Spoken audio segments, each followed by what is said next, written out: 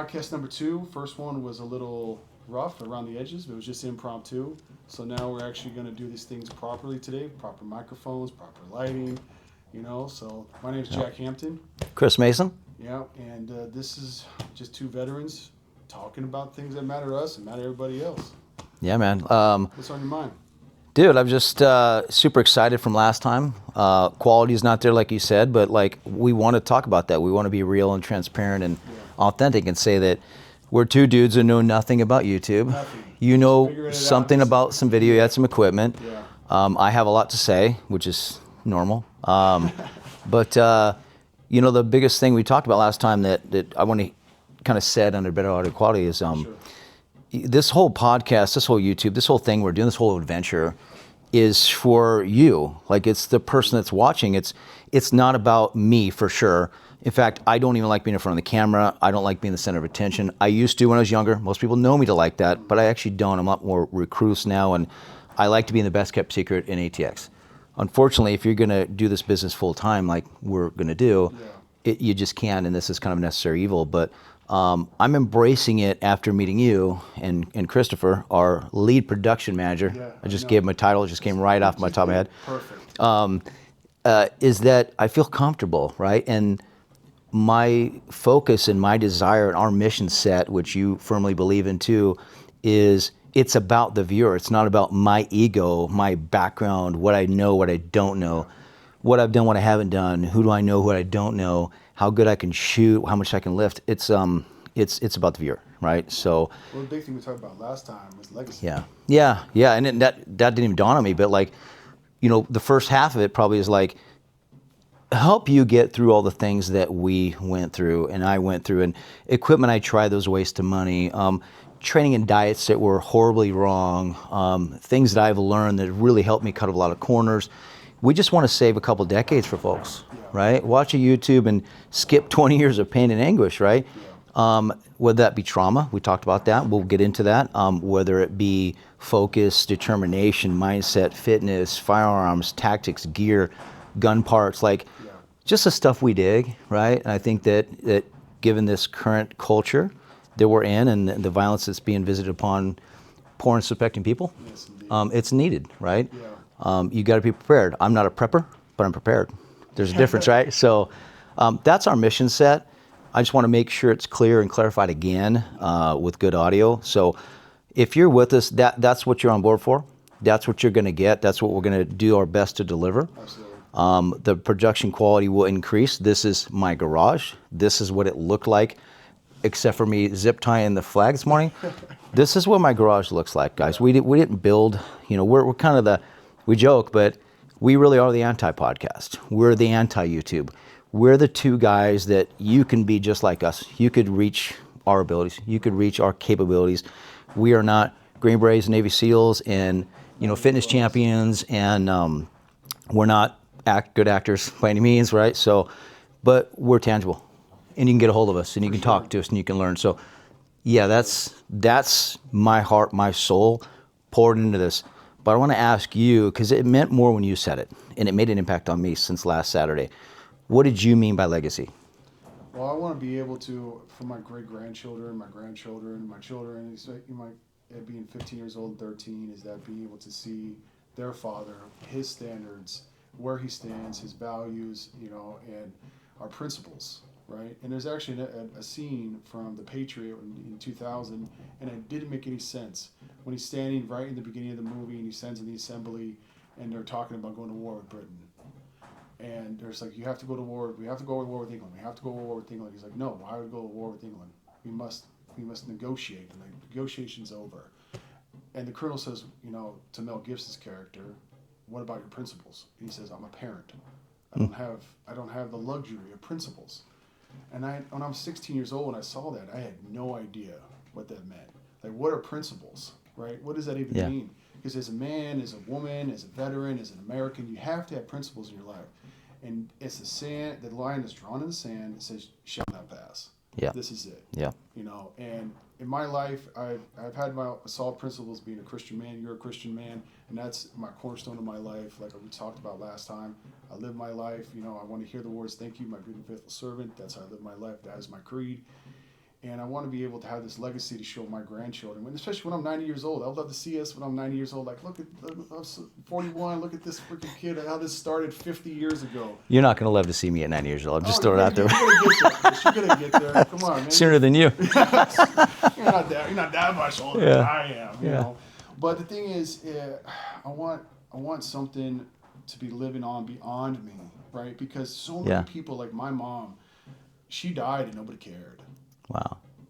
Nobody cared, right? And she touched a lot of people, but when she died in February 2003, 4 months when I got into the military, she died. And it was just my brother, who's also dead, and my father, her brother, and just a couple friends from the neighborhood, and that was it. Wow. Right? And nobody knows her anymore. So do you think in the back of your head that plays out, like you don't want that to be your funeral? Right. I want to be remembered. Like my grandmother died in 2021, December 21. Nobody cared. Right. My uncle, who was a Vietnam veteran, died under a bridge, homeless in California. He died. Nobody cared. Right. So my biggest fear in my life is being able to die and be forgotten. That's my thing. Yeah, when we talked about legacy, like I actually had this conversation. Happy Halloween, by the way. We had a Halloween party last night. I missed it. I'm sorry, man. I had trick-or-treating. Fired. So we were talking to some folks, and we were talking about legacy and like having kids and things like that. And, you know, we talked about my near-death experience last time, but to recap the importance of it is like I stopped, and what made me think is like, what if I would have been gone that day, what did I leave behind? I thought I was going to leave my mark on the world. I just thought I was destined for greater things than other people. I had this crazy mindset growing up, and now like as an adult, you're like, really, this is how I'm going to go in a car wreck? And you said, very, very poignantly, you said, God's not done with you. Like you have a purpose. So I searched for a couple of weeks. You know, my wife's sitting here listening, and she knows. I searched for a couple weeks, like, what is it then? Why am I still here? Because I honestly didn't care if I went that day. I was fine with it. I had total peace, which was surprising. But, and then I realized it's my kids, man. They're my legacy. They're what I leave behind. So I'm trying to be a little bit more present, if that makes sense. They don't play catch anymore. They want you to watch them play their video games. They want you to show you videos that they care about. And you can't dismiss that as a parent. My legacy is to leave an impact on them, make them good human beings. They both have some challenges in learning and ADHD, et cetera, and they're not your average, you know, jock. They're into like jujitsu, hiking. They do like SWAT training in school called CSI program in Texas. Really? Pretty awesome. Yeah, so they actually went to a state championship and lettered in SWAT. Oh, wow. Yeah, pretty awesome. That's so, pretty cool. So they do different type of stuff. God bless Texas, right? Yeah, but they're good humans. Everybody says what a good heart they have, how respectful they are. They both have girlfriends. One's had a girlfriend for 5.5, almost 6 years, right? So they're like an old married couple. So we raise children that have great souls. How old are your kids? 17, twins, right? So, and that's the thing. Our legacy is that we are leaving behind good kids who become good adults who raise good children. And are they perfect? No. But they're not mischievous. They haven't burned anything down. They haven't been to one single party. They do believe in God. They talk about it. They accept people for who they are. They're very opinionated, you know, politically, like all that, like everybody else. But they choose, right? We do not inflict upon stuff like that. So, you know, I took that a lot more seriously in terms of legacy when I found out what am I going to leave behind. Yeah. And it used to be all about me. What's the mark I did? What did I invent? What did I accomplish? What unit did I work with? None of it matters, dude. No. It really doesn't matter. And it might press a lot of people on the internet. We talked about pedigree last time. Yeah. And I used to think I fell short of that. I don't care anymore. I really don't. The standard I measure myself by is husband, father, you know, and instructor. You know, you and your son take my class. I take instructing very, very seriously. And all I care about is your happiness and your progress. That's it. It's got nothing to do with how you feel about me as instructor. That's not my job. Yeah. I'm not supposed to care about what you think of me. I'm supposed to care about, did you pay me for a service and you receive a service that met or exceeded your expectations? Yeah. Did you perform better by the end of that than you even expected to? And you're smiling, that's what matters. And, you know, I realize that that's what I'm good at. And I think that's something that there needs to be a shift in the community, in all instruction, really. Deliver it how a human being learns, individually, right? Build it customized for that person. I don't care what you're teaching, what you're instructing, it doesn't matter. Right. Underwater greasy BB stacking for all I care, right? So, but that's kind of, we're anti a lot of stuff. We're anti the norm. We're think outside the box guys. That's why you and I connected so well, because you think exactly like I think. I don't believe in cookie cutter diets. I don't believe in cookie cutter training programs. I don't believe in cookie cutter shooting classes.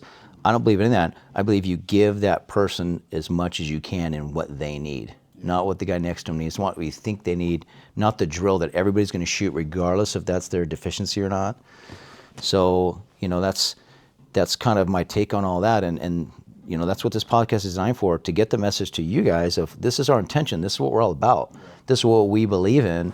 And this is what we're trying to impart, and just share it with you guys. We want to be teaching you anything. We're not here to, look how cool we are. We know the answer to everything. Let's be tutorial in nature completely.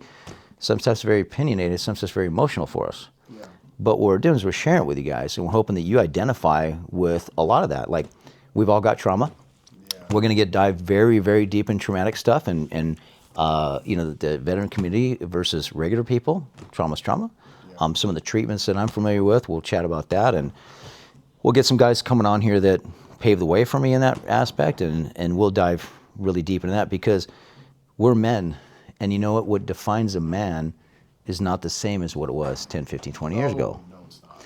It needs to be, what defines a man is being in touch with yourself as a man. Yeah. What are your deficiencies? And is it okay to talk about them? Yeah, it's okay to talk about them. It's okay. It's also nice to, for toxic masculinity now. Yeah. Right. That's yeah. a huge, big no-no. But the fact of the matter is, toxic masculinity built the world. That's what we do. Yeah. Right. Yeah. You have to have someone who's a Type A personality that wants to go beyond, break the rules, think outside the box. That's what toxic masculinity is, and it's unfortunate. You got to harness that inner warrior that every man has, and feed it. Feed right. it. You have to feed that. You got to feed that thing. So I was telling you last time, is that I put my son Christopher in boxing at 7 years old. I wanted him in combat sports. I wanted him to get punched in the face. Right. That was the goal. And legally, you can't do it. Yeah, so legally I can't perfect. do it. Right? I don't want to go to prison. Small spaces make me nervous. Right. So I wanted him to train, but I wanted to see what kind of man he was, what his soul was. Yeah. And you only know that when you get punched in the mouth. That's true. Right. When you're put under pressure into a space that's scary, are you going to run? Or are you going to run right towards it? Yeah. So during that time frame, when he did his first, I'll never forget, his very first sparring match. He was 8 years old after a year being at the gym. And he gets in the ring, and he's getting pummeled. Just pummeled by this kid, right? But he kept on pushing forward. He wasn't retreating. He was getting punched in the head, but he kept on going after the kid. He got a couple good licks in, and his face is all bloody, and he's crying, and I've never been more proud of him in that moment. Yeah, I'm so proud of you. You showed me what's inside your soul. You have heart. Yeah. You can't train heart. If you don't have it, you don't have it.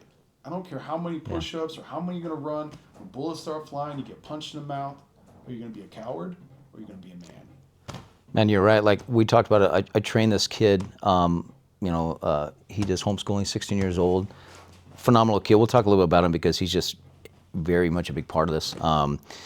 And he's already done a year and a half of competitive shooting. He's done fitness. We're working on every aspect of it because he wants to be a Green Beret, and he's driven. Oh, yeah. And we sat right in this room, and I talked to his mom. Well, we want him to go to college first, and this. I said, tell you right now, he was born a warrior.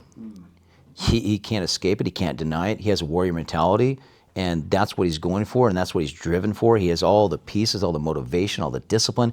He has every piece of it. If you take that from him, you're going to try and change what his complete inner being is, like who he is as a man, and it's not going to work. He's going to be miserable. Why? Because I've done it. I've done it a couple times. Tried to leave this world, and I was absolutely miserable because I don't belong there, right? And I know I don't belong there. I don't fit in, and I feel out of place, and I lose my identity, right? And that's why people have such a hard time transitioning out of the military. It's identity crisis, right? So I said, why don't you go in the military, have them pay for your school, then you leave and you can go to school still having done that, and he could still pursue all that world that he wants to pursue in so many different ways, right?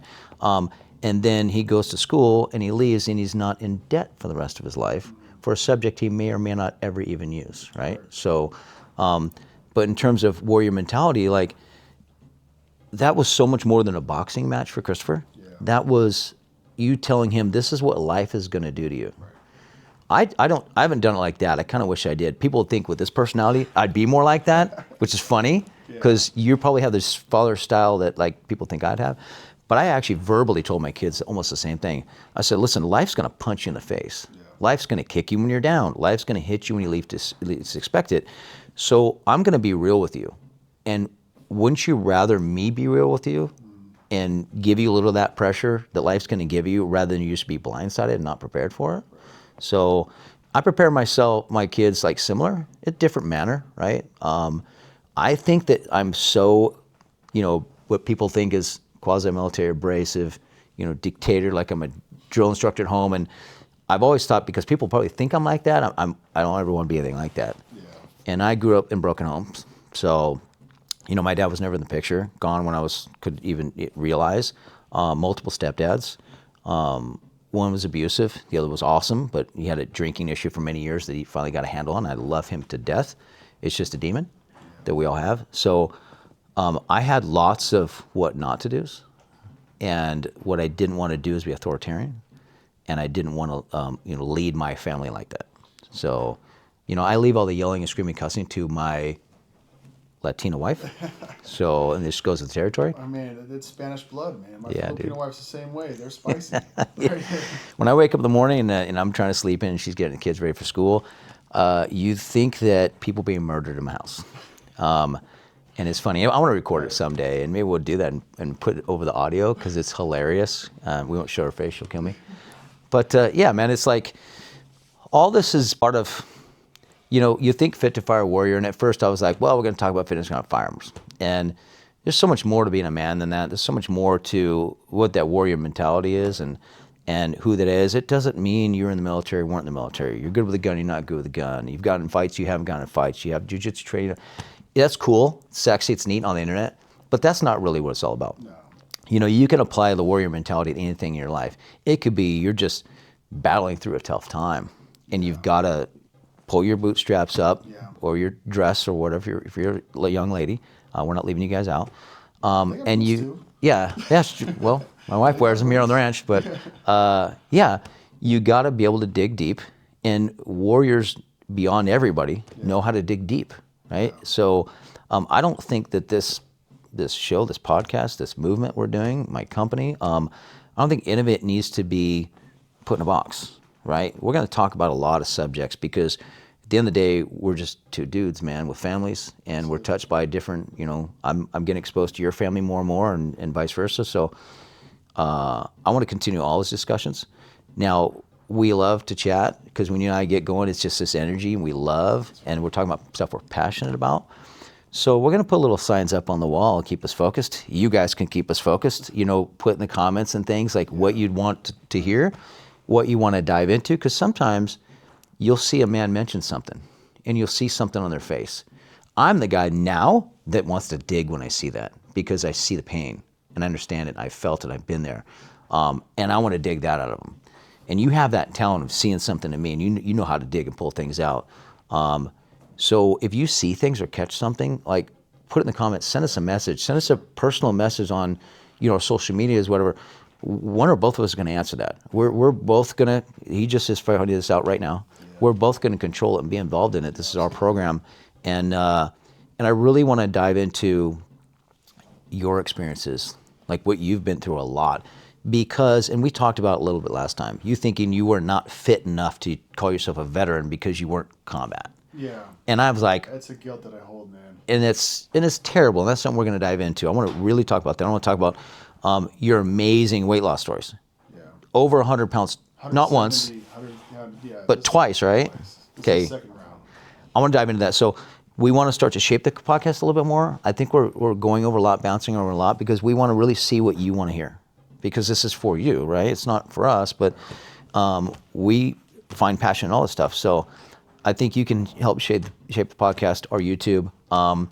We'll get to the fun stuff. We'll get to the guns, get to the toys, get to the gear, and maybe we'll do a pan around of some of the toys in here and what you're probably going to see. some great shooting tips, some great, shortcuts, and some stuff we've learned over the years. But let's just kind of be emotional for a minute, talk about what really, really matters when you do and don't have all that equipment and toys and fun stuff on. We're still dudes, right? Speaking of that, Yep. so what I was talking about before we got on the podcast, last night I had an incident, a potential incident, that my inner warrior woke up, and I was not only terrified because I made the biggest mistake. I left the house without my gun. Okay, so we're going out to go. We don't do that here in Texas. I left the house, especially after our training session. I am very confident that I will shoot and I will destroy my target. I have no doubt about it now. Enter a picture of his target from training here, right? It is. Because it's impressive. So last night we went out trick-or-treating in this really nice posh neighborhood that's really near our house. And we go every single year and have had no problems. And I'm getting in the truck, I'm loading up my wife, my son, my daughter, and the other 3 sons that are on the land, right? So there's the truck is full. So I got 2 wives and 6 kids. 4 kids, 5 kids, 5 kids. 1, 2, 3, 4, 5. Yeah, 5 children, right? 4? You drive a bus? Me, Austin, Daniel, Isabel. Oh, that's right. So 4. Hunter Nia didn't come. Hunter Nia didn't come. That's right. So we're getting loaded into the truck, and I'm looking at the house, and I had this strong spiritual thing: get your gun. Get your gun. I was like, no, I don't need that gun. I'm just going to this really posh neighborhood we go every year. It's all fine. I'll don't worry about it. No, get your gun. I was like, no, I'm not gonna get my gun because I got to walk around. It's it's a little bit heavy and it's annoying. Yeah, right? yeah. There's a lot of people Yeah. I don't carry Yep. because it's a pain in the ass to carry, right? It's a pain in the ass. It's in a little backpack. So yeah, I have my bag, and I didn't leave today without my gun. Believe me. So we show up, I park.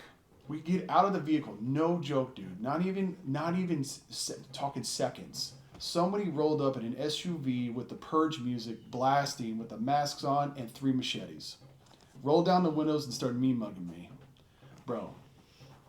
Wow. Oh my god! I went in straight aggressive mode. As you should. And Yeah. I was like, and I just stared at him. I just stared him down, didn't say anything, just stared at him. And they're tapping their machetes, not fake ones, real machetes on top of their vehicles, on the side of the vehicles like this, blaring the Purge music, and their cars all dicked out. Now I understand it's Halloween, Yeah.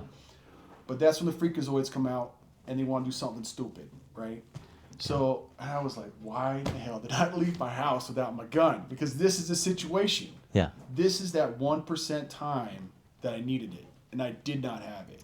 You know what the rule is? Like, I say to myself all the time, it's better to have it and not need it than not have I it. say that My all biggest the fear, time. like, this is PTSD talking hardcore, right? If you really want to dive into PTSD, it's every time I go to reach for my gun is like, you do not want to be the guy that didn't have it when you needed it. That's a massive built-in fear for guys like us, right? So, we'll dive in this later, but after I got a lot of my treatments, I'm able to go, yeah, I'm just going to HEB real quick. I'll leave it in the truck, whatever, which is not good. And the former me would never do that. There's some solace in that. There's some balance that needs to be had and some decisions, tactical decisions to be made when you do that. But, dude, life in general is getting worse. Yeah. Because my kids went out last night by themselves matter of fact, I don't know if it's your neighborhood or close neighborhood. Can we mention neighborhoods? We don't care. Santa Rita, yeah. Okay. They went to Santa Rita. They went to Liberty Park, Okay. where we used to live. And I'm getting a message from a buddy of mine, hey, your kids just rolled through. So, obviously got eyes out there. But that kid I train, Weston, he's at, what is he, 6'2"? Big kid, fit, right? All-American, light-eyed, blonde hair, just the nicest kid in the world. They're all dressed like 80s era military. M81, woodland tricolor, and then we've got Bryson, who's a heavyset, larger kid, and my son's girlfriend. She's maybe 4'0", right, on a good day. The only person my wife's taller than, and she's there, and her mom's there, and I go, oh, they're good. You got Bryson and Weston. She goes, okay, they're fine. They come home, sure enough, they're like, so Weston almost had to put a dude in a headlock. And I was looking at Karen like, oh, you don't need to tell her that right now. I just reassured her. He's so humble. I go, Weston, did you have to take care of business? He goes, no, it was fine. And then I asked everybody else, and it wasn't fine. Some little girl, he walks up, and he's taller than everybody, right? So they called him a giraffe, this little girl.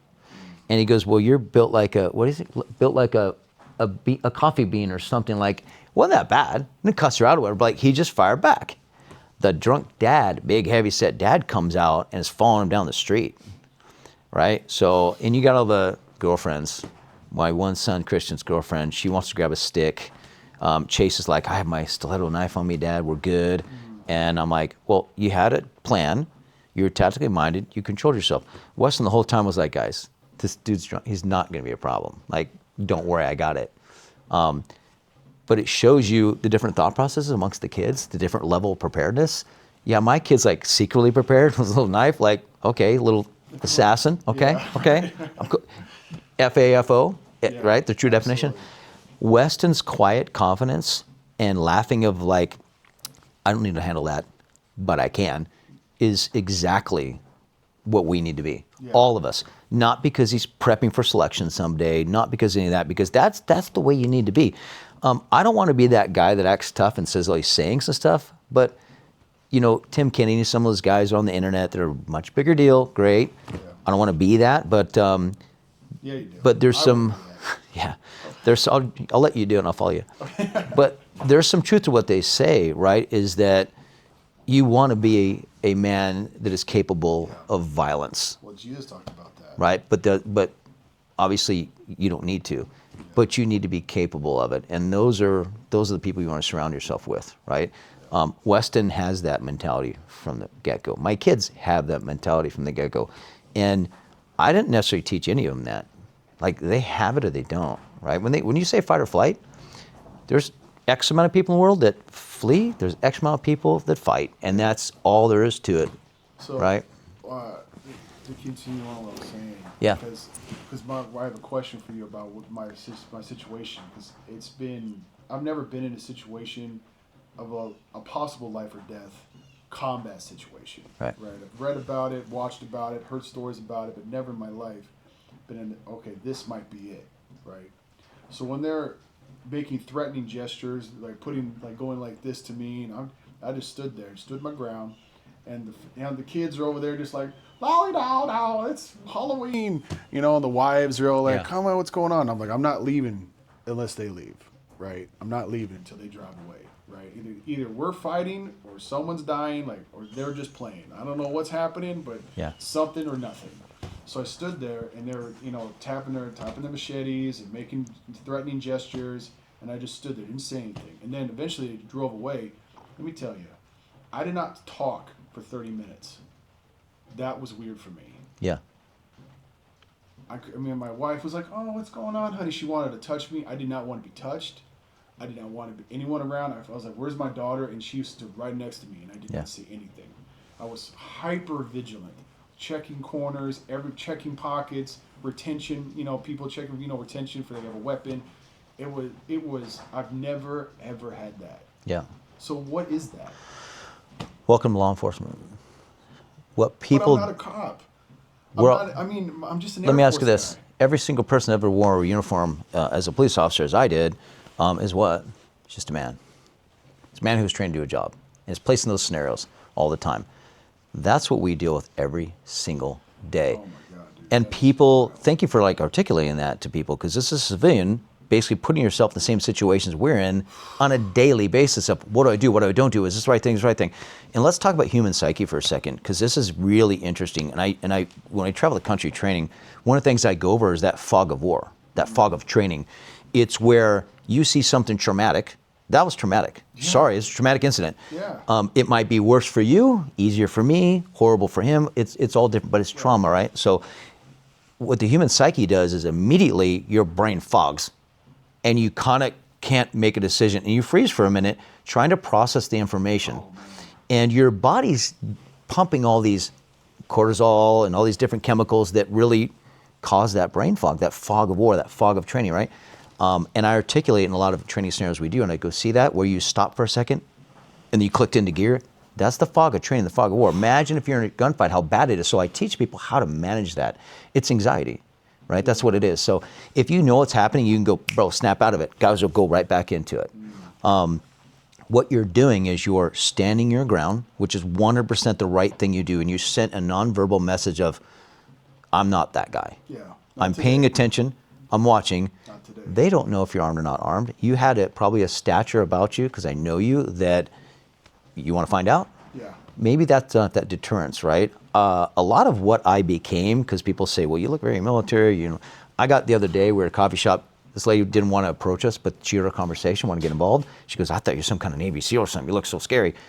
And I used to think that like that was because that's the persona I wanted to be. It's not. It's because I want to be a physical deterrence. Right. I don't want to mess with people. I don't want to engage.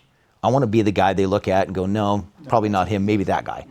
Right. That's actually why I've built this persona. So you doing that, that's natural. That's what a man does. They want to project the warrior. Making decisions with that fog of war and these negative chemicals pumped through your body and creating that anxiety and that fog and that trauma is extremely, extremely difficult. And you'll second guess, depending on the severity of it, those decisions the rest of your life, right? Yeah. You got to realize too, anytime you draw or exhibit a firearm in public, you're committing a crime until you can prove you're not. Yeah. Right? And you better justify it. I've seen a lot of cops and civilians and everything. We teach, an update to our use of force class is like how to justify, how to talk about it, how to articulate it, right? That's where people get in trouble. I've seen a lot of people do the right thing, but they can't actually talk about it and explain it correctly, like why they did it, what they were feeling. Because we're trained as cops, military, all of us, right? Civilians. Well, see, that's the thing. It's not all. See, like I'm just a telephone guy, right? I've just been a telephone guy for 22 years. That's what I've been doing.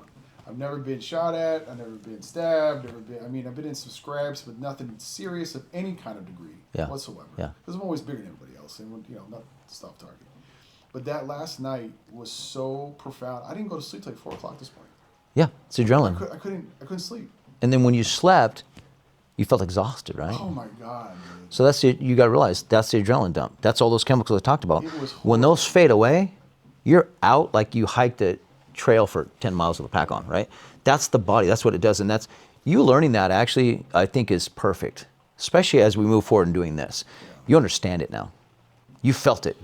So when we sit here and we have guests on and they talk about this stuff, and you know what it feels like. You've got a piece of that. And imagine, imagine bullets. Yeah, imagine when you hear some of the stories we're going to talk about and we're going to have here on the show. Now you're going to go, wow, like I felt this in this scenario. I can imagine what they're feeling. And it's a different understanding. Like when I watch these podcasts and watch some of these guys that I look up to talk about their situations, man, my hands start sweating because I felt it, I understand it. And I go, wow, there's even crazier. That's even nuttier. Like I'm able to identify a small piece of it and it hits me a lot harder than most. Like when I first started realizing I had really bad PTSD, like I'll watch Black Hawk Down, which I know people from that they base the characters off, are friends of mine that I know personally. So like, I want to say that might be the first time my wife ever saw me shed a tear. If I'm not, possibly, it's just that hits you different because you know what it feels like, you know what it smells like, you know what it tastes like, right? So, but going back to it, if you had drawn out 100% justified, they are armed. Yeah. They are presenting a deadly weapon in a rude and threatening manner. Yeah. That, and I don't know in Texas, but in California, that's 245. That's assault with a deadly weapon, period, in the story. They're committing a felony, Halloween or not. Yeah. If they had fake weapons, that's another story. You can't really say what kind of fear you felt. But where we fail, and this is good, I think, for just the populace to know, where we fail is cops and everybody, I'm getting them away from that because courts are starting to be different. They're starting to vilify us, right? Yeah. So when you go in there, you go, hey, he presented a weapon, pointed at me in a rude and threatening manner. He was aggressive, combative. He was clenching his hands, gritting his teeth, and you're laying out the facts of the matter of why you did what you did. They're like, that was so rehearsed. You've been waiting your whole life. You've been training your whole life to shoot this dude or to do this, right? And they're vilifying us. So now we'd rather, and I'll tell you what to do, we would rather you get on the stand and say what you really actually felt. This dude pulled a knife out, use layman's terms. This dude pulled a knife out, and I was scared to death. More than a fear for my life. Yeah. I thought I was going to die because that's the truth, but we don't talk about it because we're men and we're tough and we're cops and we're professional. Yeah, no, dude. So I tell these guys when they get in these no-shoot scenarios on the screen, I'm like, now justify your actions. And they're like, well, he pointed a gun and really threatened me. I said, that is perfect. Can I give you a suggestion? They're like, let me hear it. I'm like, why don't you tell them the truth? Dude, he pointed a gun at you and you did this and oh my God, shit. Like, and you acted and that's what you had to do. how about this? Instead of as a last resort, because that's probably the criteria of using a firearm, as a last resort, deadly force, right? Instead of as a last resort, I did this. How about this? How about because of EDLS, and I thought I was going to die, he left me no choice. Because it was 3 against 1. So now who's the villain? Oh, definitely not me. So now Shouldn't be it's me. like, It should be listen, the person who I rolled drew up on these on me with guys. the machetes. Yeah, how about I drew on these guys? I thought he was going to kill myself or one of my children. All he had to do was get out. Somebody's going to get hacked on. Yeah. And I actually had to present my firearm and train down, get on the sights on him, because he left me no choice. Meaning that's the last thing I actually wanted to do. Yeah. But they put me in this situation. So now who's the bad guy? Who's the victim? You're the victim. I'm the victim. Yes. But if you don't, you see how easy they can vilify the cops? That came off too easy, too trained, too rehearsed. You have been waiting for this and training this for your whole life. Yeah, but if you take the classes all the time and you know the rules and regulations and you know the proper way, the legalese of saying Yeah, stuff, it does yeah. sound rehearsed. But that's we're trained. course. We're That's right. trained to say what's because I'm not trying to go to jail. Yeah. I mean, what's the saying? I'd rather be judged by 12 than carried by 6. You know, so 100%. That last night, man, Yeah. it still bothers me. Well, you remember the riots in Austin, Yeah. and the dude pulled an AK-47 on that guy, and that guy dumped him. Yeah. That's a no-brainer. You could just say that, and it's A good to go. soldier. That was a soldier. And he too, still man. went to jail. He's in prison right now, man. And part of it is because the DA, yes, 100%. So anybody sees this Austin DA, yeah, we'll leave it at that. But the other part is like, if you fail to articulate it and let everybody that's sitting in front of you in the legal process know that, man, this is the last thing on earth I planned or wanted to do, but I had no choice. That person caused this action from me. And you de-vilify yourself. I don't know if that's a word. It is today, people. If you de-vilify yourself, right? Humanize yourself to say, I want the jury, if I have to unfortunately shoot somebody, I want to be on the stand. I want the jury to go, man, this poor guy. This poor guy had to do this in front of his children. That's what I want them thinking and saying. And I'll tell you right now, good luck convicting somebody if you put that thought process in their mind, because that's the real thought process. Let's, all manliness aside, I've been in many scenarios where I could have 100% shot people, been fine. And the last thing I wanted to do is do that. I mean, we won't get into it. It's probably getting late in the pot. But I was in a hostage scenario on probation at my first duty station at Los Angeles Police Department. And I was a designated shooter. Everybody knew that if it was going to go down, that's on me, even though I was a newer guy, because I had the best angle. And the last thing I wanted to do was pull the trigger. So they asked me to debrief it, because that's what we do, and roll call. They went to several roll calls. And what I actually said, and I look back and I think, man, that was awful mature of you at that age. But I said, everybody wants to be a gunfighter, and till it comes time to use your gun. Like, because a good human being actually doesn't want to. Yeah. We actually don't. Like, and I hear people say they do all the time. Okay, fine, that's you. But I went there looking for, give me a reason not to kill you, please. Right. Please give me a reason not to kill you, because that's not what I set out and I trained and I came on this job to do. Part of me will always think, man, should I have done it? Should I have done it? Did you gamble with this young lady's life or no? But you get a sixth sense from people when you work with law enforcement, you work with people long enough. You understand, like my wife's seen me almost get into fights, and she's like, man, you were so calm. I'm like, that guy did not want to go. You could see it in his eyes. Or that guy that was a scary situation. That was about to go. You know by looking in another man's eyes, and you've been there, and I've been there, right? Sure, yeah. So I looked in that man's eyes, and I just saw the stutter in his voice, and I picked up on all the nonverbal cues, and I saw what's going on. I was like, I don't feel he's going to do it, and I don't feel I have a good enough shot, and I don't feel like I need to, take someone's son, brother, daughter, I don't know, whatever. I don't feel like I need to do that, right? So that's what we carry in law enforcement. We were talking about the other night, and what makes us different. And this is not a knock on anyone else, a comparison of who's better, who's what. I see far too much of that going on. But let me tell you the reality. Let me tell you guys the reality. Let's say a high-speed Tier 1 operator. We won't even say the unit. Deployed 3, 4, 5, 6, 8 times. Afghanistan, Iraq, you name it, right? Been in gunfights, all that stuff. Huge op tempo. Hitting 2, 3, 4, 5 targets a night. Times 6 months, a year, whatever. Mm-hmm. Then they come home, they do a workup, they have downtime, they get to decompress, they do everything. Cop gets deployed every single day. Yeah, that's scary. And doesn't get months off at a time breaks, to train, to better themselves, to hone their skill set, become a better warrior, be more easily defendable. we don't get to do that, right? So we're out there every single day. The other thing is like you plan these attacks and train for them and take out almost every variable. We're driving down the street and boom, goes off, right? You don't even know. Like my worst shooting I was involved in, we were just got done eating and getting the sergeant some food, and we were going to our first landlord-tenant dispute call. Like you can't really prepare for that because you don't even know what's going to go off or what direction it's going to go, or and then you have to go home and process that and be at work the next day. If you get in a shooting, special order number 3 says you got to go get cleared from mental health, behavioral sciences, BSS we call it. But other than that, let's say you don't shoot them, you're back to work the next day. You see a guy pull a knife out and you give him commands, maybe they beanbag him, he goes down, nobody shot him, so you all go right back to work the next day. And then the next day you're in a pursuit. Following day you're chasing a guy with a gun. Next day you go to domestic violence where he beat the shit out of her. And you do that every single day without decompression. And we didn't believe in therapy back then. We didn't believe in showing weakness. My biggest fear, suck it up, press on, soldier on, rub dirt in it, all the stuff we were trained, which is horrible. What we did was, I was always a member of specialized units. I loved it. I loved door kicking. I loved the tactics. I loved the CQB aspect. I was just very, very into that. It's my passion, still is. So we feared that our members of our unit would think we were not fit, or we were not prepared, or couldn't protect them, or I would never share my feelings, or if anything was affecting me, if I had any problems with anything, simply because I wanted to kick that next door with my team. That's wrong. That I'll tell everyone right now who listens is in law enforcement, and I don't think any high-level ranking city officials or anything will listen, but that's wrong. That's wrong. These are the things we should not ever have to think about when we have to go do our job. If I'm going to get fired for it, if I'm going to get indicted for it, if I'm going to get burned because I did everything right, but they need a scapegoat.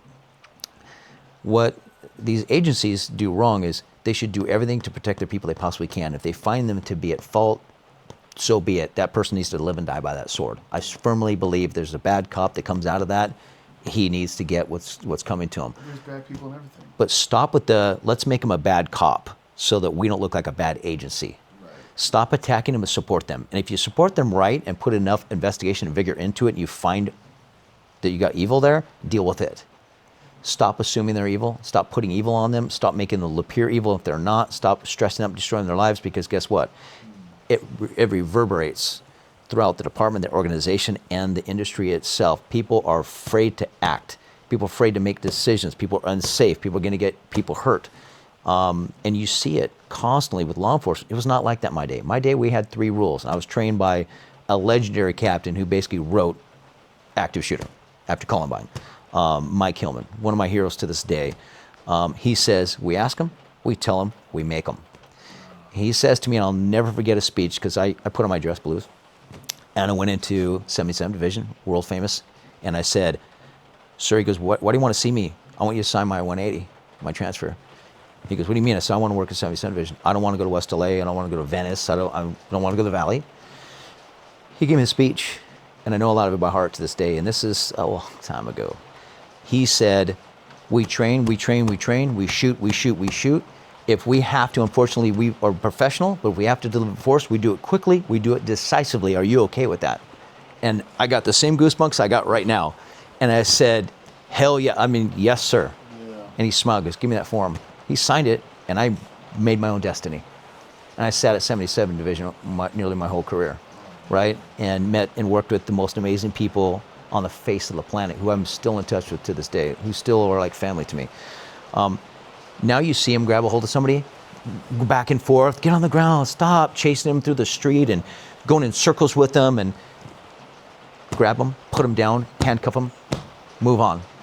Oh my God, I bruised you. Oh my God, I hurt you. Oh my God, I fractured your arm doing so.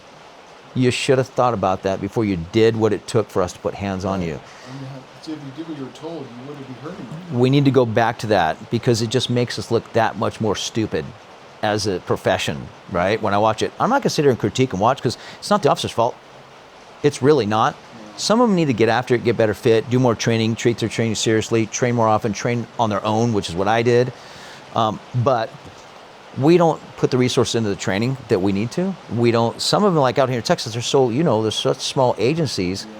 Manpower negates the training, and I'll tell you why.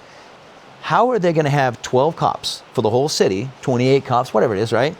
For the whole city, how are you going to let half of them off for 8 hours even of training? Who's going to cover the city? I was an assistant training coordinator at South Bureau, and that was 3,300 cops just for South Bureau. If we wanted to have a divisional Christmas party, surrounding divisions came in to man the whole thing. All of us were off, the whole division. Your average division is like 300 plus officers. So it's like, it's such a different dynamic. Yes, we have the manpower to do the training. That's one of the reasons why LAPD is so highly trained in general. We have the ability to do so. A little bit more funding, et cetera, a lot more talent, a lot more trickle down theory from D platoon down, that they share a lot of tactics with us, with patrol and specialized units. So that's the problem that's going on. And then the other problem obviously is everybody on the top of the food chain cares too much about public perception. Stop caring about public perception enough to just get back to where we just handle business at the lowest level, do what we need to do it quickly, do it decisively, and move on. And a lot of this would change, right? But we're bowing to the perception, we're bowing to the public, we're bowing to the small percentage of people, right? Not even the 1%. Not even the 1%, not even 1%.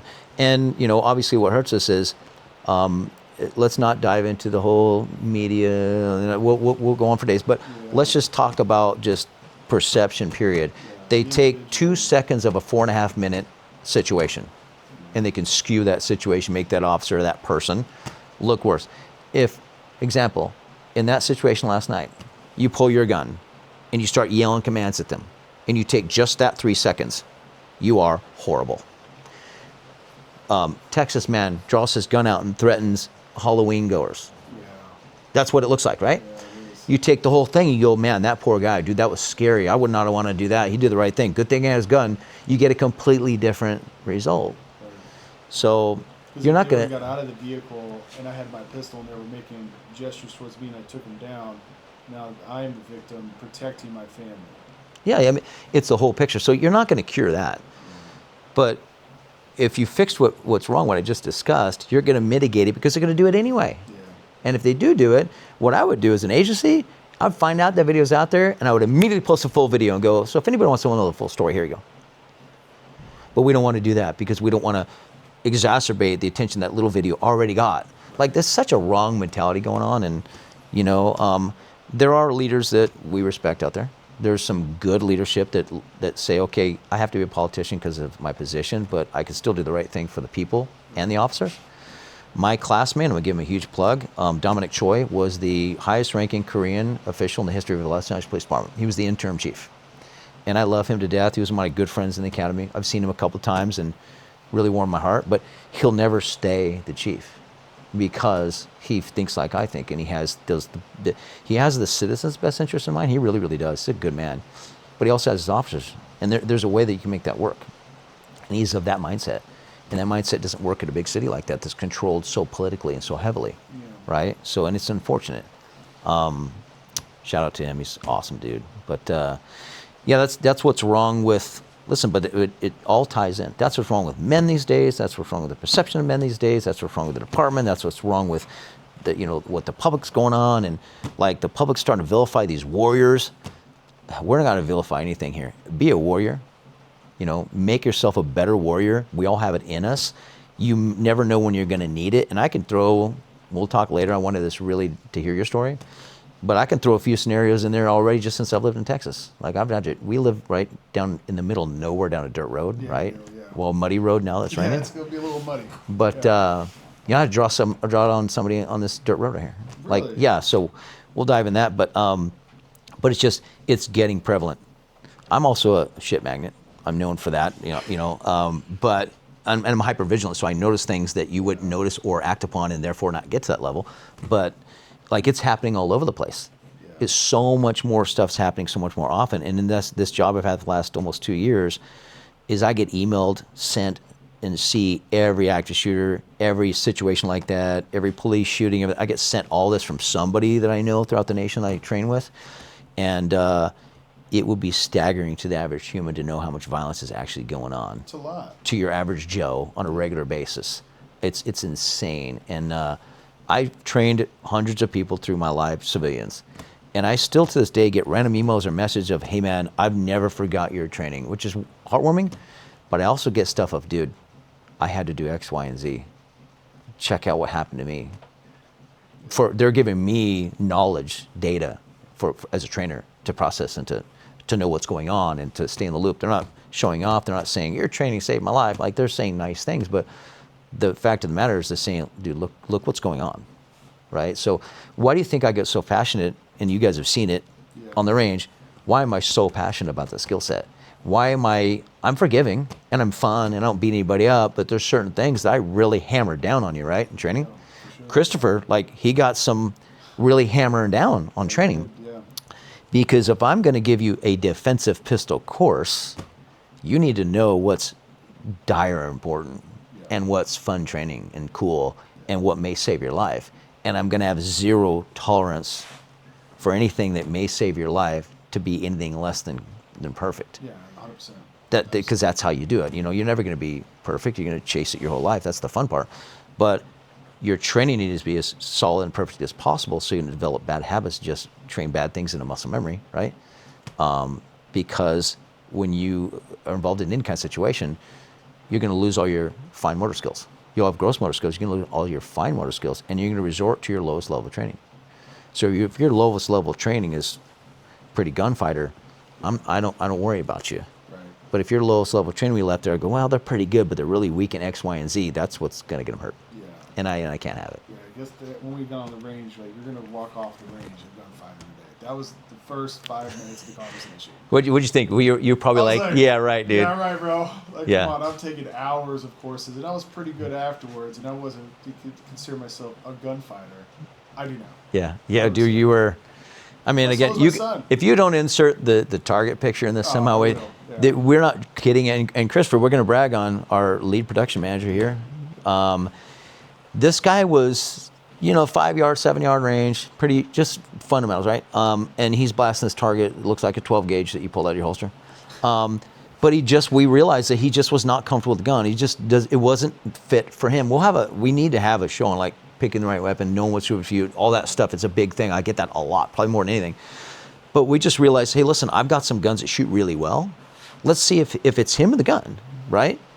And first you shoot as instructor and go, oh, it ain't broken, right? It's working. And it was just a stock Glock 19, non-MOS, iron sights. Yeah, right out of the box. Great gun. It shoots well. I shot it well, but we put some of my modified stuff or some of my flatter shooting stuff in his hands and just absolutely driving tacks ridiculous. So he knows how to shoot. You just put the wrong gun in his hand. He just needs the right tool. And that was amazing. So his target, in that picture is so cool, and I want people to look at this when we put it on there, is like, it's all one target, and I like that because I get to see the progression. A lot of people clean the targets off. I'm not a fan of that. But you see this, and then I had him point to the last end of the day, and it's this. It's just a hole. Same distance, same everything, same caliber, same everything, just a gun that fit his hand better. I'm curious about something you were saying earlier, and it's been nagging me a little bit. And it's a observation from a non-combat person, working, living, friends with, that I've been in situations, specifically about their fathers. About your situation with your real father was absent, and your two stepfathers were abusive, and one was an alcoholic. Why did you go into a combat role? What drove you to that? Because I've seen Marines, Tier 1 guys, every single one with, I can't say 100%, but I'm pretty sure 100% of people that I've talked to, and I always ask about their dads, and I've met hundreds of them, they all have shitty relationships with their fathers. So I've seen a lot of that, and some guys I look up But to. why is that? Why are guys like that, like yourself, go into a role that is aggressive and protective? Because there's only two options. Either they go into the military or they become a police officer and they want to protect, or they become psychos. I always thought it was interesting, especially when I was living with Marines for 2 years, and every single one of them, like, oh yeah, when I was 18, I fought my dad. It was 100% of the story. Yeah, there's no truth to that. There's none. It's just your experience. Okay. Because I've looked at a lot of that, watched a lot of podcasts. Yeah, there's some of those that, yes, are definitely, it caused a lot of that. Mine was getting out of the small city, moving on. Then it was like, I went to try to do work in college. I can't do college. I'm not administratively, no, I'm not. You gotta be out in the field. I'm a tactile doer. Yeah, you gotta be But doing listen, stuff. it predates all that. I played, Army since a kid. If you look at every costume, I'm 54 years old. Shut up. And if you look at, 54 years of Halloween, I am some sort of warrior, combatant, whatever. I was born that way. That's why I say that this kid Weston, like, you're born a warrior and you can't fight it. I was just born wanting to be that. I'm the guy that watched war movies and was like, man, what would I do there? What would it be like? Would I be scared? No, man, I want to take out the enemy. And would I push? I think I would push. Like, I was just built that way, and that's how I thought. Like, some kids love money as a kid. It's just weird, random, and they end up being very financially sound. Like, that's just, some are born that way. Okay. But I owned toy guns, every gun, and I went from, like, the cap guns to the, Nerf guns. Then the airsoft gun came out later, but I went straight to BB guns. And I'd go in the garage and shoot my mom's Christmas ornament boxes so I could hear the glass break. Yeah, I was that kid. So we would go, play war with the neighbors' kids, and, like, I just grew up playing war games, and I think if you want to get to the core of it, I think I was an adrenaline chaser. I think my entire career, if you look back, and every decision I made was based on chasing the dragon, chasing the adrenaline. And I know 100%, I knew as a child, I could tell you right now, I run to gunfire. Not because I'm a hero, not because I'm trained to do so. Bullshit to you on the internet telling people that. Great, if that's what you're going to say, that's the adrenaline. Selfish reasons. I ran in and wanted those endorphins. Why do you think I love the gym? Why do you think I love what I love? So I volunteered for every deployment. I kicked, scratched, begged, and it's a super funny story on how I got my Panama deployment. We'll have to talk about that. Yeah. It's very weird. But I begged, and like literally was like doing voodoo seances for the alternatives to get sick or something. I don't know. But, looking back now, what an idiot. Because look at what it's done to me. But I'd still do it again. But that's what it was born with from me. Okay. Now, being small, I was this height, 5'10". I am a, average. I'm an ectomorph, true ectomorph. If I didn't work out or got sick, I'd be skinny as hell. For me to maintain and build muscle is extremely difficult. I am supposed to walk around about 160 pounds at 5'10". Normal, it's average, right? When I was a kid, I wrestled 132s and 138s. 138s, I had to eat like nobody's business, and I usually got I didn't get my ass handed to me, but I had a very tough time because if I carried extra weight, then I wasn't very mobile and my cardio would go. To this day, I'm like that. So I was a very small kid, but people bullied me. I had an older brother with a lot larger size friends, and they all picked on me. And then very shortly after, I got tired of it. I was the anti-bully. I started beating his friends up. And I had a lot of fire in me. I was like little Tasmanian devil. Nobody wanted to mess with me. They were like, dude, you're brother. And in school, instead of being picked on, I was like, pick on me, and I'm not the smart choice. That's the warrior mentality, right? 100%. So I became the anti-bully. There's no better thing to do as an anti-bully than go in the military and become a police officer. Because I'll tell you, and I'm that way now, right? She knows that if you get in my face and threaten to hurt me, I'm gonna laugh at you because you have no idea the shitstorm you could stir up. But you even look in the direction of my family, and it's over. Because I'm a protector, because I'm an anti-bully, and that's why I did the things. Yeah, I was very selfish, very adrenaline-based and excitement that I was after. But with the baseline. But with morals behind it, yeah, right? So your principles. My principles, yeah. No, this is what a way to tie all that in because it's true. I was taught by my DI. I'll never forget. You'll never forget the people that you look up to, your mentors. He said to me, if you go through your whole military career like I'm looking over your shoulder, Chris, you'll be fine. That was one of the last statements he made to me when I went into the regular Air Force, right? I remember his name. I remember his face. He was Mr. Air Force, bodybuilder. So he was very intimidating looking. He was huge. Staff Sergeant Dunson. Yeah. So I never forgot that. And when I went into the police department, I had mentors that said, if you do not do or act with malice in your heart, you'll always do the right thing. So though you deliver violence, though you're prepared to deliver violence in defense of yourself and others, though you're trained to do all this, potentially devastating things to human beings, if you're not acting with malice in your heart, you will be fine. It just stuck and stuck and stuck. And I want to put hands on somebody or do something to somebody. That I didn't repeat it, but like I knew that I was making the conscious decision on whether or not I was doing the right thing. That was my true north all the time. And one guy went further. I remember who said this to me, so I'm not going to lay him out anyways. But somebody said, listen, forget department policy. Forget the law. Do what's right. And sometimes the right thing is not within department policy. Sometimes doing the right thing may not be even that legal. But if you're doing the right thing, and again, it's stacking on these morals and these principles and values that I believed in, and my mentors that I highly respected, and I want to become these guys, right? That was my true north. That's still my true north. Those are decisions I make. If I'm faced with a threat, those decisions aren't going to verbalize in my head, but I'm going to instantly know what side of that I'm on all the time. And that's what makes the right decision. I think that's why it makes me a good at what I do and a good like combat shooter and things like that. Is because I can process that type of information, especially in a CQB environment. It's all about speed of process. The faster you can process speed, the faster you can move, right? I think that's why I'm really good at it, and I understand the different tactics and different mission set and why you choose this over this, or the way SWAT does it some days versus the way the SEALs do it other days, and what's applicable to what I'm trying to do. I'm able to process all the information and act differently, use different tactics, and just go all over the spectrum because I can process that information, because I have the true north and what's right is wrong, and I understand things are black and white to me in those scenarios. Some people get that fog. I become crystal clear. It wasn't more evident than when I was the assistant training coordinator for South Bureau at LAPD. I was working for Deputy Chief Pasinger, Earl Pasinger, great guy.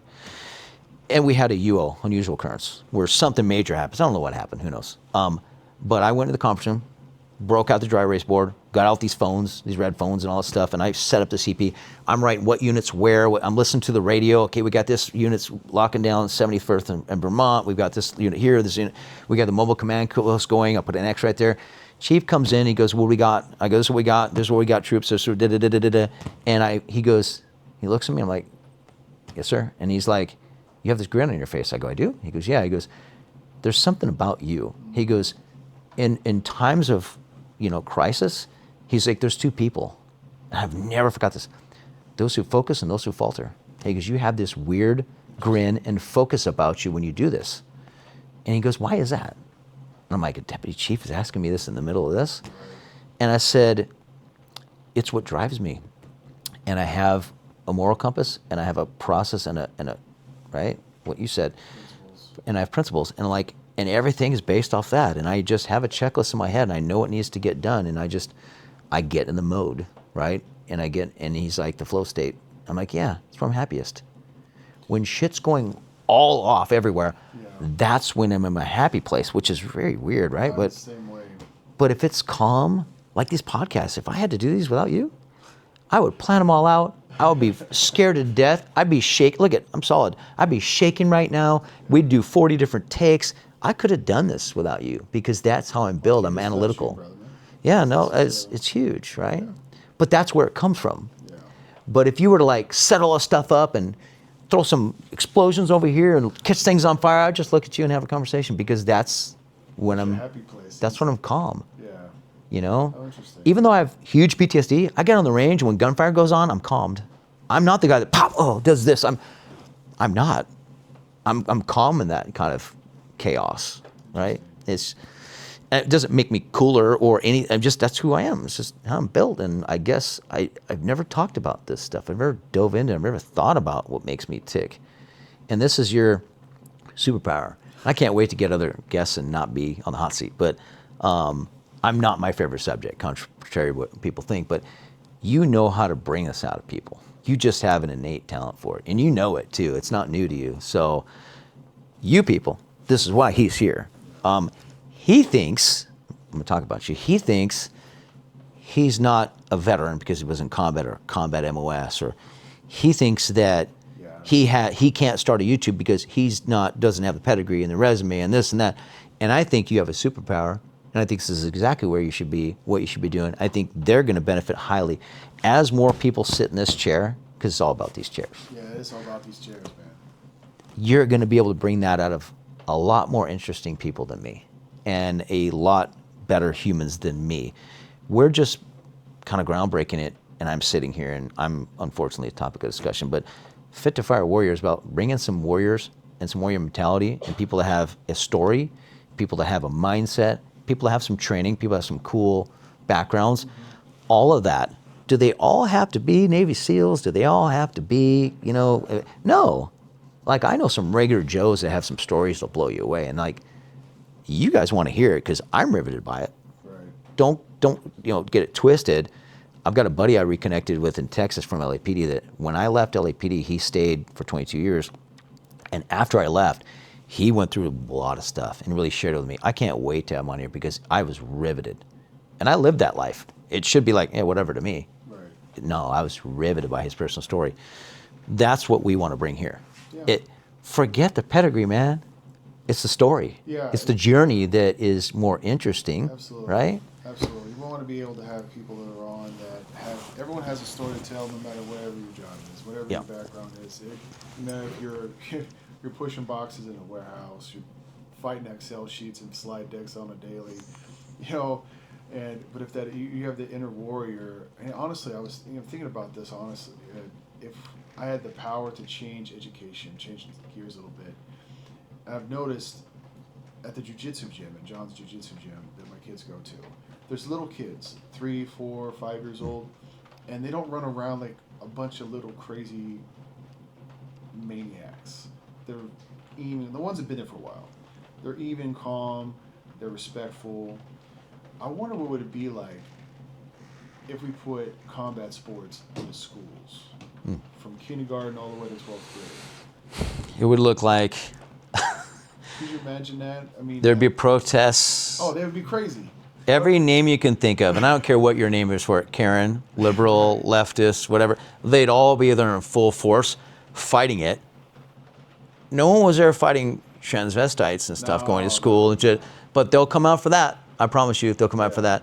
But yeah, man. I think that'd be a real change. That's why I wanted my kids to be in football and wrestling to get all that. Yeah. They're just not built that way, and I wasn't going to force them to fight it. Yeah. But they do the ERT thing, Yeah. which is cool.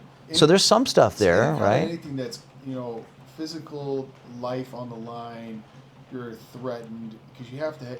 Everybody needs that. Because Sure. my daughter, when I put my kids into jiu-jitsu, Christopher's been in boxing for 7 years. My daughter wasn't. I tried to put her in. She didn't like it. Wasn't her cup of tea. So when I put him in, I was more worried about her than I was of him. But he's had a hell of a time.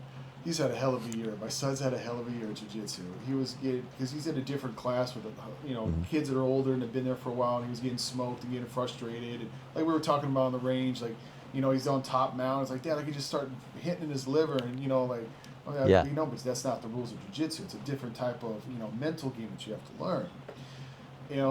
So my son's been out since June because he had some like dental problems and some sick issues, so we had to pull him out for a little bit, but he's getting spun back up in January. But my daughter, on the other hand, turned into a freaking ninja, which surprised me. Yeah. Right? But her grades now, she has a 3.7 GPA. Coming in, because she started last January, so we're coming up on a year. Her grades are better. She's more focused. Right. She has an inner warrior in herself that I didn't even know existed. Right. My little girl, this princess that likes to wear dresses and wear makeup and be cute. She is a badass. She goes in tournaments and just flows through people. Let me ask you this: is she very analytically minded like you? Yeah, absolutely. That's where it stems from. She wants to figure it out. She wants to master it. And jiu-jitsu, you'll never master it, right? Yeah. It's like firearms. You'll never master firearms. Somebody says they are, they're lying. And that's that pursuit of figuring it out and all that stuff. That's her brain working. And her body, she didn't realize that came with it. Okay. My wife found that in fitness. We'd go to the gym, and she hated the gym, but the gym was part of my life. She'd go 15 minutes, 5-pound weights, run the treadmill. Can we leave now? And all of a sudden, she got in this app on bodybuilding.com, and it's like, she became dangerous. Her body responded to it like nobody's business. Next thing you know, 5 fitness competitions in a year and a half later, nice. Right? The gun show. That mentality came out. My daughter's the same way. She had a lot of trauma in her life. Deathly afraid of firearms. Here's me. Doesn't want nothing to do with it. Went to the range one day, shot it, didn't want to touch it. She finally, this year, shares with me why. And I said, will you give it one more chance?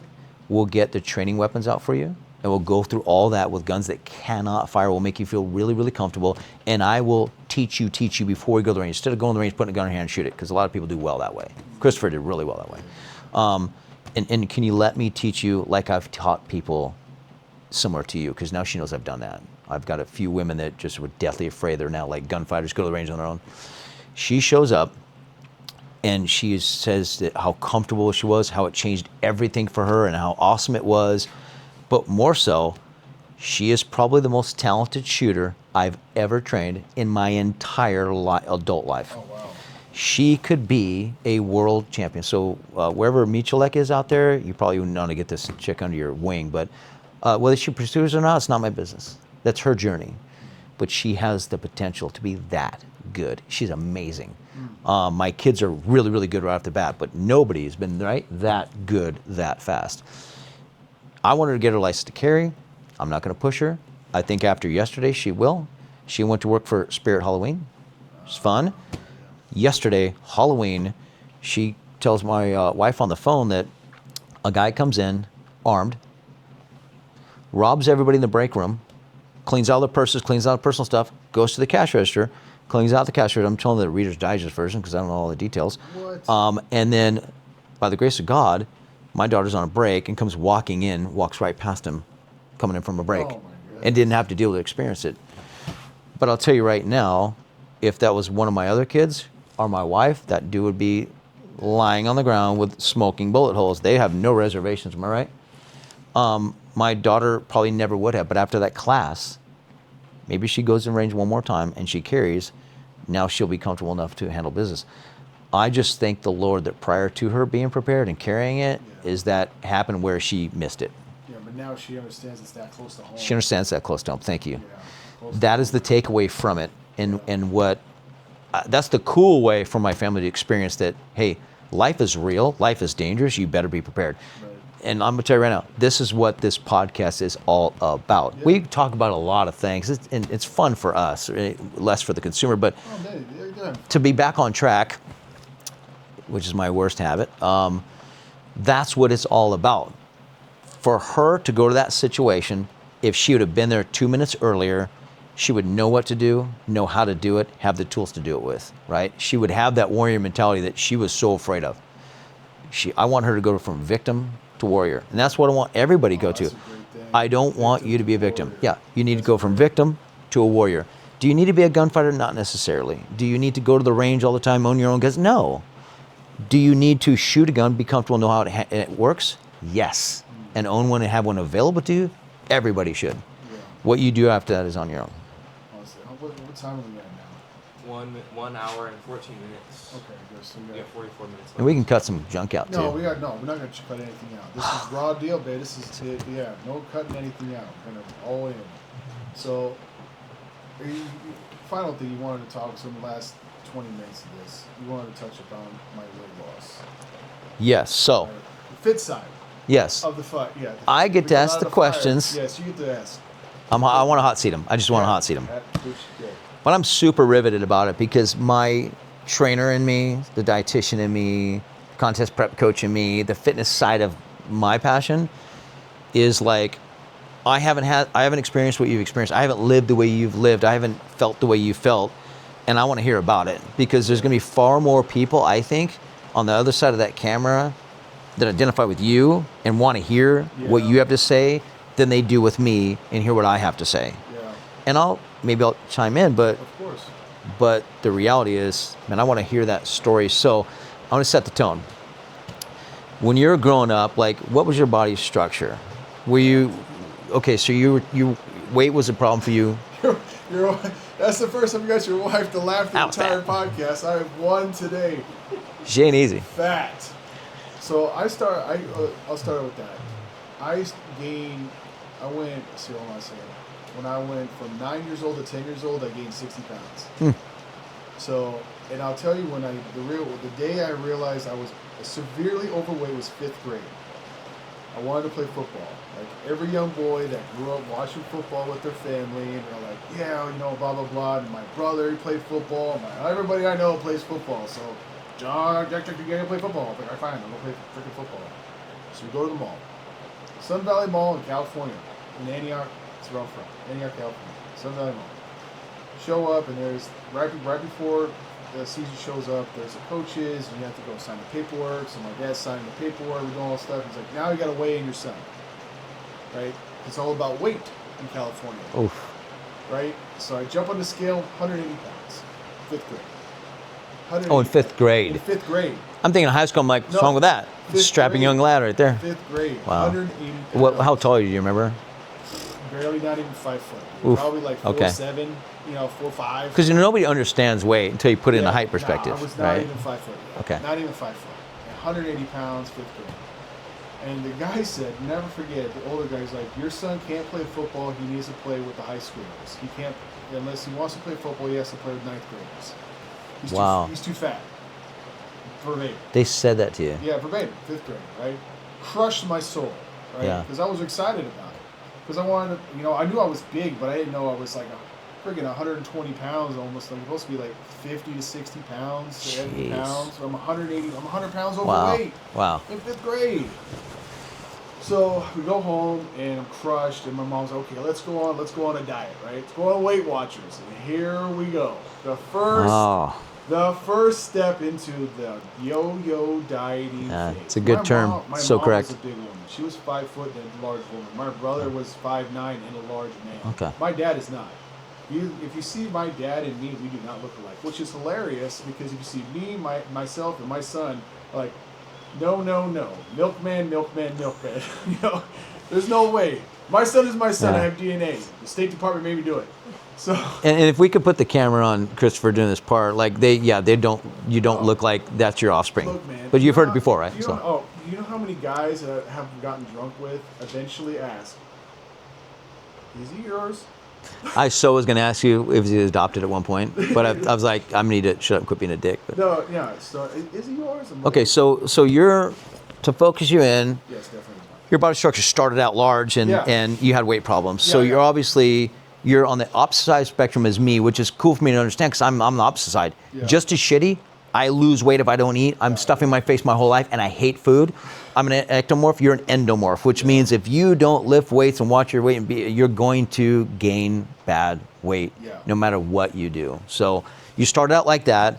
What's the first time you saw, other than the Weight Watchers, we know doesn't work When I this got day. serious. When you got serious, that's what I want to hear about. When I got serious. So beginning of my sophomore year, I wish I had my pictures because from my freshman, sophomore, we'll junior, find senior them. years, This is the internet. We'll find them. We'll see because I have to find. I don't have any of those yearbooks anymore. I don't have those ID cards anymore because there was such a drastic change. I could have murdered somebody in freshman year and showed up in junior year and no one would have known it was me. I showed up freshman year in high school, 290 pounds. Freshman year in high school. Do you remember what height? Obviously, you're taller. 5'6", 5'7". I didn't even hit my spurt. Wow. I'm almost 6'1" now. But when I started junior year in high school, it was 185.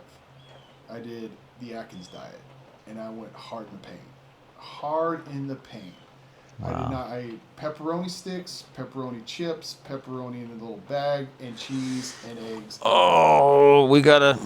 Right? This is your story. This is gonna get me off. We're gonna have a podcast on this stuff. Yeah. And we're gonna dive into it. But I want to hear. This would be a great follow-up podcast because I want to hear all about how you did it. And we're going to talk about how you're supposed to do it. Our next podcast, we'll talk about. This is just the yeah. If you guys So made it this far, dive into this diet. So diet was crazy, right? And I remember being honest with you. So backtrack a little bit. So how did I get fat, right? My family loved Coca-Cola, fully leaded. Fruity Pebbles. That's my problem. Cinnamon Toast Crunch. Okay, So, there you go. Right, we went through 12 liters of soda a week in the house. 12 liters, right? I never drank water, never drank milk. It was just Coke. And it was just my mom. Wow. Everywhere we drank, we always drank Coke. I was telling this to my doctor about a month ago. She's like, "How are you not dead? How are you not dead?" The caffeine. Yeah, the caffeine. And It's the opposite, right? And we ate Stouffer's lasagna. My mom didn't like to cook, so everything was, in the 90s, 80s and 90s, is all about that quick 45-minute meal. Swanson TV dinners, baby. Swanson TV dinners. If it threw in the oven, you set it for 45 minutes for $3.75. That was what we're eating. Yeah. Right? It all fit in that. It all fit in that category, right? So Wow. that's what I grew up with. Eating crap, not doing shit, and it was just terrible, right? So, but when I got into high school, no girls were paying attention to the little fat guy, right? Yeah. I had long hair down to here, and I had these thick Coke bottle glasses. No way. I have LASIK now, thank God. Christopher, you have a mission. I want the pictures. If we can find it, I gotta tell you, man. Because I love progress. I'm a fanatic for I love to see this to this. Not to embarrass you. I want to see this to this. Oh yeah, for sure. Yeah, I'm dying to see it. I started showing you the pictures from last year. Yeah, I got to Right? see these. Yeah, I was 432 pounds this time last year. I'm 262 pounds this morning. We have so much to unpack right here. Yeah, we have there's a lot so much. going on. There's a lot. I'm going on. salivating. I love this journey. So I wanted attention from girls, right? So I wanted to get a girlfriend. So that's what motivated me to lose weight, Okay. right? The why. Just because I wanted. That was the why. That was it, right? So the Atkins diet was big in 1998. Yeah. Very big, and we went hard in it. So we got rid of all the soda, went to diet. Did your not to interrupt, but did your parents do it with you? Because it sounds My like mom did. because they're gonna all have to get rid of that junk Yeah, because it's too for sure. tempting for 100%. you, right? Yeah, 100%. Okay, Yeah. so you all gave it a But try. the thing is, I had a mental switch when I was it was I'd never been able to get that same mental switch then when I've tried in my adult life, because I think of so much more abuse that I did onto my body. It didn't have such a strong hold when I was in ninth grade. But so I did a mental switch. I was like, I'm 285 pounds. This shit ain't gonna last, right? I can't do this. So we lock into the Atkins diet: bacon, eggs, pepperoni sticks, cheese. That's all I ate for about She's over here going, "What are you talking about? What's wrong with that?" 16 months, right? For 16 months, how long to go down 100 pounds, right? Wow. About 16, 18 months. And when I go to my friend's house, and my best friend growing up, he's from Iran, right? So really delicious Arab food. It's not really Arab, it's Persian, but delicious food. I would show up and I would have to have my container of cheese and my pepperoni, because if I was staying over for a few days, and I'd have to bring all my stuff. And we're sitting at. So you were meal prepping back then. Yeah, I was meal prepping. Yeah, That's so impressive. I go to my friend's house, and they're sitting all this delicious rice, basmati rice, and all this delicious lamb. I'm just sitting there with my pepperoni stick and my slice of cheese. They're all like, "Oh, you got it." I'm like, "Nope, I'm on Atkins. I can't have that. Can't have that." I had So crazy mental discipline then. I want to highlight this, not stop you. I want to highlight how important this is, because I'm going to draw from some things. That warrior mentality you built has got to outweigh what your body tells you it wants and needs. That mental mindset you switch, that's why you're part of this Fit2fire Warrior podcast, because you have that warrior mentality. You've proved that you can do what you think your body can't do, right? That's a warrior. That's a good test of it, right? SEALs talk about it all the time with buds. You're an example of it as well, right? You with a different metabolism, frankly, different God-sent metabolism, you could have gone through buzz training because you have mentally what it takes, right? So does a warrior need to look like me? Does it need to look like these guys we see on the internet? This warrior can look like you, because you truly are, right? You've proved it not once but twice. So, okay, I just want to highlight how important that is and what I see. Yeah. So you're getting tested, man. It's grueling, dude. You see food you want to eat, but you're eating your food. So go on. So, and then the school was also tough. And actually, talking about an embarrassing note, is that when you're on Atkins, if you've ever been on Atkins, you don't shit. Oh, really? You don't. You're backed up. And you have to take laxatives, but back then I'm not sure if there was any, because my mom didn't buy it. We had, I'll never forget it, Smooth Move tea. And this stuff will make you shit, right? Crazy, right? So every night I had to have before bed so I could take a dump the next day. Okay.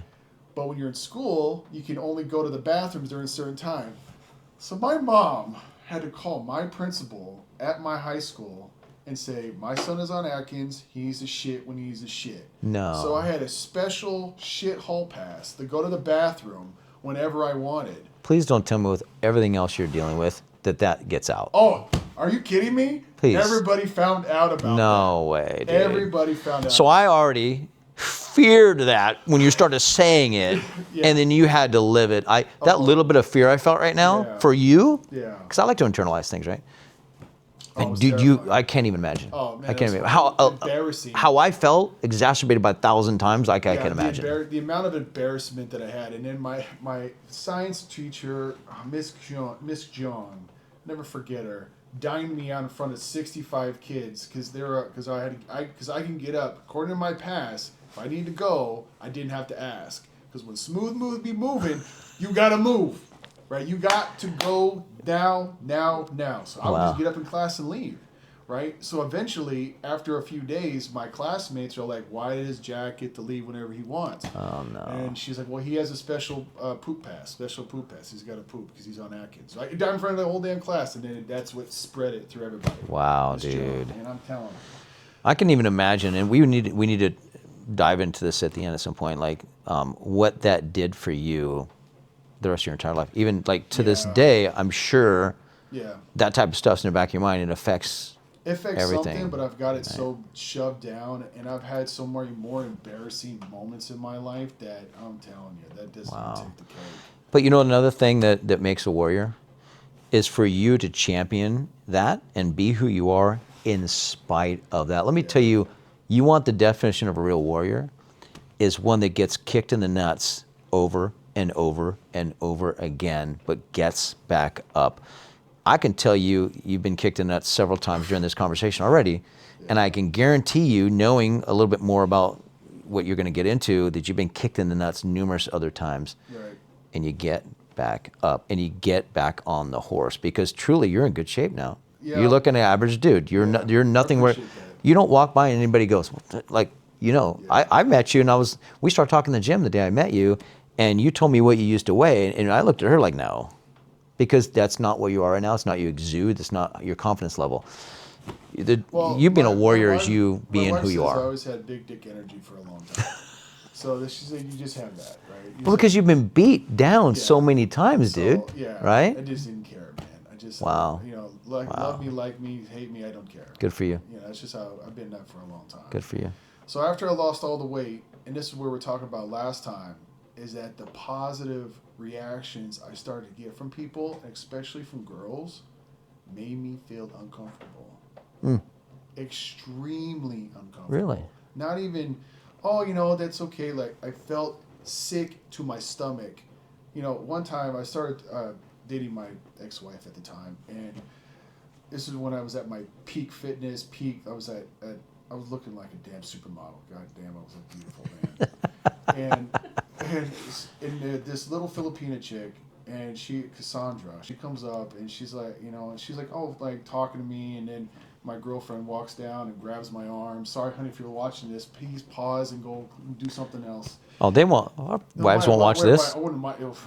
My wife will watch it. So she will watch it. So my girlfriend grabbed my arm, and then and then Cassandra, she's like, what's up? And like, I didn't know you were dating her. And I was like, yeah, we just started. And she looked her, Cassandra, my ex-wife, dead in her face. You're a lucky ass woman, and walked away. I still remember that to this day, and it made me feel so uncomfortable. So I got to ask you. I really want to know how you felt in your emotions, like, because we're not going to often volunteer what I need to ask you. Yeah. Oh no, yeah, absolutely. Because Everybody watching, except people who've been through what you've been through, will not understand. Yeah. They will automatically think that probably was a culmination of building your confidence and making you a better man and all the validation you need. I would have thought that. Dude. And you're going to say No. completely opposite. Completely opposite. Wow. Right? Completely opposite. And it was like that all for the next like 2.5, 3 years. When I got into the military, when I got out of basic training, I was 165 pounds. That'll do it. So that Basic was, training is a great equalizer, isn't it? Well, the thing is, there's a funny story to that. Is that I how do I put this without getting? I don't know if I can say this without being in trouble. I don't know if this. We have the ability to edit, do we not, Christopher? Well, Okay, there we go. Yeah. So Don't cut it out. Don't cut it out. Whatever. You're getting So, uncomfortable already. Just send it, dude. I'm so Send it. uncomfortable with this because it's going to be like it's the first time I've talked about it publicly. Let's so go. I hope I don't have to run for Senate one day and have to talk about this in front of judiciary. Don't think we'll have that committee. problem. All right, so I was overweight when I got in the military at Okay. NEPS. So my recruiter said, Say you're 75 inches instead of 72. Recruiters. So, because I was 218, and at Okay. 72 inches is 185. You're considered Overweight. fat. They call Fat. them, back then, they straight up call us fat. It's called fat, right? In fact, they called them, we were both Air Force, they called them disgusting fat bodies. Yes, absolutely. So, and my recruiter said, just say you're 75, because 5 looks like a 2. The doctor's old, right? Does he really know what the hell's going on? Because this, mind you, this is 2000. This is 2002. Ladies and gentlemen, you're United States Air Force. GWAT is like hard, like, you know, we're everybody, let's freaking go kill some terrorists, right? So the military machine is pumping. Let's just get these boys going. Because even I'm going through maps, even when the old man, this old fat man, right? He's like, drop your underwear, and he just hangs out his head like this. And you got to put your boys inside. He does a little squeeze, and then he's like, okay, weigh yourself. Jump on the scale. How much you weigh? 218. All right, go over there. Stand against the thing. How tall are you? 75 inches. And he didn't even look up at me during this whole entire situation. And then hands So me your the thing. recruiter knew that. Yeah, my recruiter knew. So Wow. I go in, and because the 218 for 75 inches was 225. So I was 218. I was like, wait. And then so I go in. But the DIs, and I just want to frame it, I really want to frame it. The DIs, they don't care about the data. They just look at you, and you're going to get, Oh no, the right? data. Because I got re-weighed in when we showed back up. We had the whole situation. Oh, so now they have the data and the look. But let's say they didn't. Oh yeah, for sure. They don't care what the data says. They're going to look at Oh, you yeah. in the chow line. That's what first started when I was there. Yeah. You're in the chow line, and you're like, you, come here. You are disgusting fat body. You are now on the fat program. Right. You can't have this. You can't. And then, because they want everybody here. Right. And they want you to have that fear Right. that you're different, and you need to, they want that motivation in you, I believe, right? So how was that experience for you? Because it was different, It was terrible. right? It was So how did it terrible. start? Like, when they call you out? No, they didn't call me out. We did. As soon as we showed up to the dorms, we weighed in again, and then there was somebody watching me. Yeah. Look at the weight, and I was at 224. Yeah, 224. So I gained 6 pounds during the travel from California Yeah, to Texas. stress, all that, Stress yeah. and all that, gaining, retaining water, and then the young lady, she's doing a little thing on top of your head. She's like 72 inches, and the guy says it says 75 here, and I was like, it must be a mistake because that's what I said. Don't put me in jail. So, Well, you didn't lie. The recruiter did. Statute of limitations is way over. So, because that and they're like, well, it says that you're supposed to be 185 pounds. How are you here? And I was like, because I said, well, your sheet says 75, but you're 72. So you lost your chance to throw the recruiter under the bus because there's Yeah. nothing they can do about it because they know that, and that's their problem. Well, Sergeant Silva, Daniel Silva. There you go. See, we never forget, right? Yeah, never All you forget. vets out there know you never forget. Yeah, well, I also don't forget my DI2, Staff Sergeant Fink. That guy scared the shit out of me, man. I'm telling you. I had a female was my second one. She was awesome. man. She was badass. Yeah. So when I got in, they were automatically like, I was on restricted food. I was the road guard. Okay, what they call it? Did they have a name back then, or is it? Assessing Fat Body. Yeah, okay. Yeah, the Fat Boy program. Yeah, so they didn't change it. They didn't become, No, yeah. no, And they honestly, do you think they should, or do you think No. that motivated you? No, it scared the shit out of me. But it motivated you, right? It made you Yeah. work a little hard. Okay. Yeah, well, so it has a think- purpose. Yeah, it has a purpose. Okay. So the whole thing about fat shaming. So, fat shaming is good in the military, or you're a cop, Okay. right? Okay. I think for those things you have to be fat shamed because you're in a situation that people depend on you to live. Interesting. So you need to be fat shamed. I think these people on the other side of the camera, they don't understand that, and they need to hear it from you. If I said it, or No, you Pete, look- or you Pete, look God an forbid, asshole. Pete Hegseth says it Oh, because you he look- does. Yeah. He's vilified over it. I would look like an asshole. Yeah. Look at this. I'm an asshole for different reasons, just so you know. But like your perspective, you were okay with it, Yeah. and obviously shaped your mind for the military for the right sure. reasons. Hold on. Okay. Christopher, what our time at? 1 hour, 35 minutes. You got 23 minutes left. Okay, when we get 10 minutes left, because I have another card. Because we're Okay. getting on good stuff. We can continue going. I have no. Hey, when we get in 10, Yeah, I throw up a 10 so we can stop and then we'll put can we do a timer hook to that in the future, or no? No. I mean. Like a display? I mean, So we knew the time? Yeah, we could probably put up the You could television. screen mirror this to that. Or yeah, we could figure it out. Oh, we'd be now pretty- we're So talking. you can see you talking See? up there. Oh, see, now we're talking. See, look at If this. you didn't edit this, you'd find out, hey, how dumb we are, but how Yeah. passionate we are about making this we're- better in the future. Yeah, this So. is all. We're not editing all this out. So this is going. Yeah. So when I got in, It's terrible, man. And I We're was on stupid. the Fat Boy program for the rest of my career, for those 6 years. I never was off of it. Now, I thought like hold on a basic second. was its own thing, Yeah, so and then I gained What? I gained it all back. I gained it all back. So I went on leave. I just told my wife this story last night. Actually, it was just kind of funny.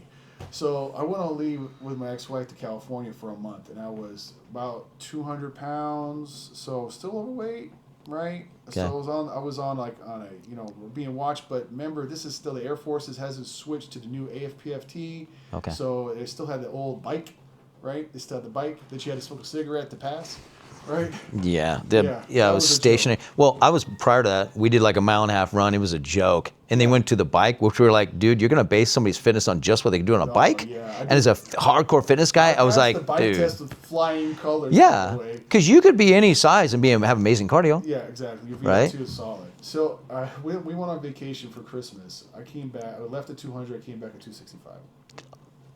Holy shit. Do they just so everybody? Yeah, right. 65 Thank you for pounds. that. You should mic her up because that's real. So for people at home, the military can kick you out for that. Yeah. So Right? Yeah. So they tried. They can also do an Article 15. They can actually punish you because your body, once you sign it, becomes what? Is their property. Right? I remember somebody got written up for a sunburn in Lackland Air Force Base, Yeah, Texas. that's a big, Destruction of government property. Yeah. You civilians are like, what? It's a thing. So it's a thing. he belonged to the military. Yeah. He was a military piece of machinery, Yeah. ownership, property. Yeah.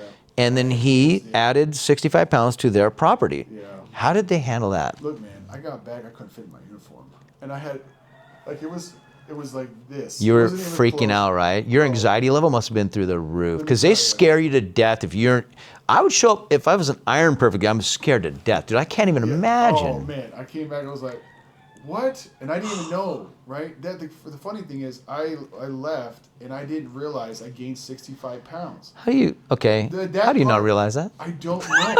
To this day, I don't know. It's like, because what? What are you I was looking at? 200 and our uniform fit square. Yeah, I came back yeah. 265. Like, what? Okay, And I we have to hear this. Yeah, so We have now, now I have to go to work in 2 days, right? Because I show up on Friday and I got to work on Monday. And morning, so Atkins like, Day ain't gonna save you They're now. gonna save me now, right? So I had to run over to the exchange, get new uniforms. I had to cut off my own patches, and I sewn them all on over the Stitch weekend. Witch? Stitch Witch, yeah, Stitch Yeah. Witch. Just to get through Monday, and I bought 2 uniforms and gave it to a little Asian lady to take care of it, right? You know how to do business. Every single base in the entire world has the Asian lady who does. Yeah, that. it's just how it is. It's just how it yeah, goes, yeah. Right? This some Asian lady, some Yeah. Asian descent, Vietnamese, Korean, doesn't matter. They're Asian.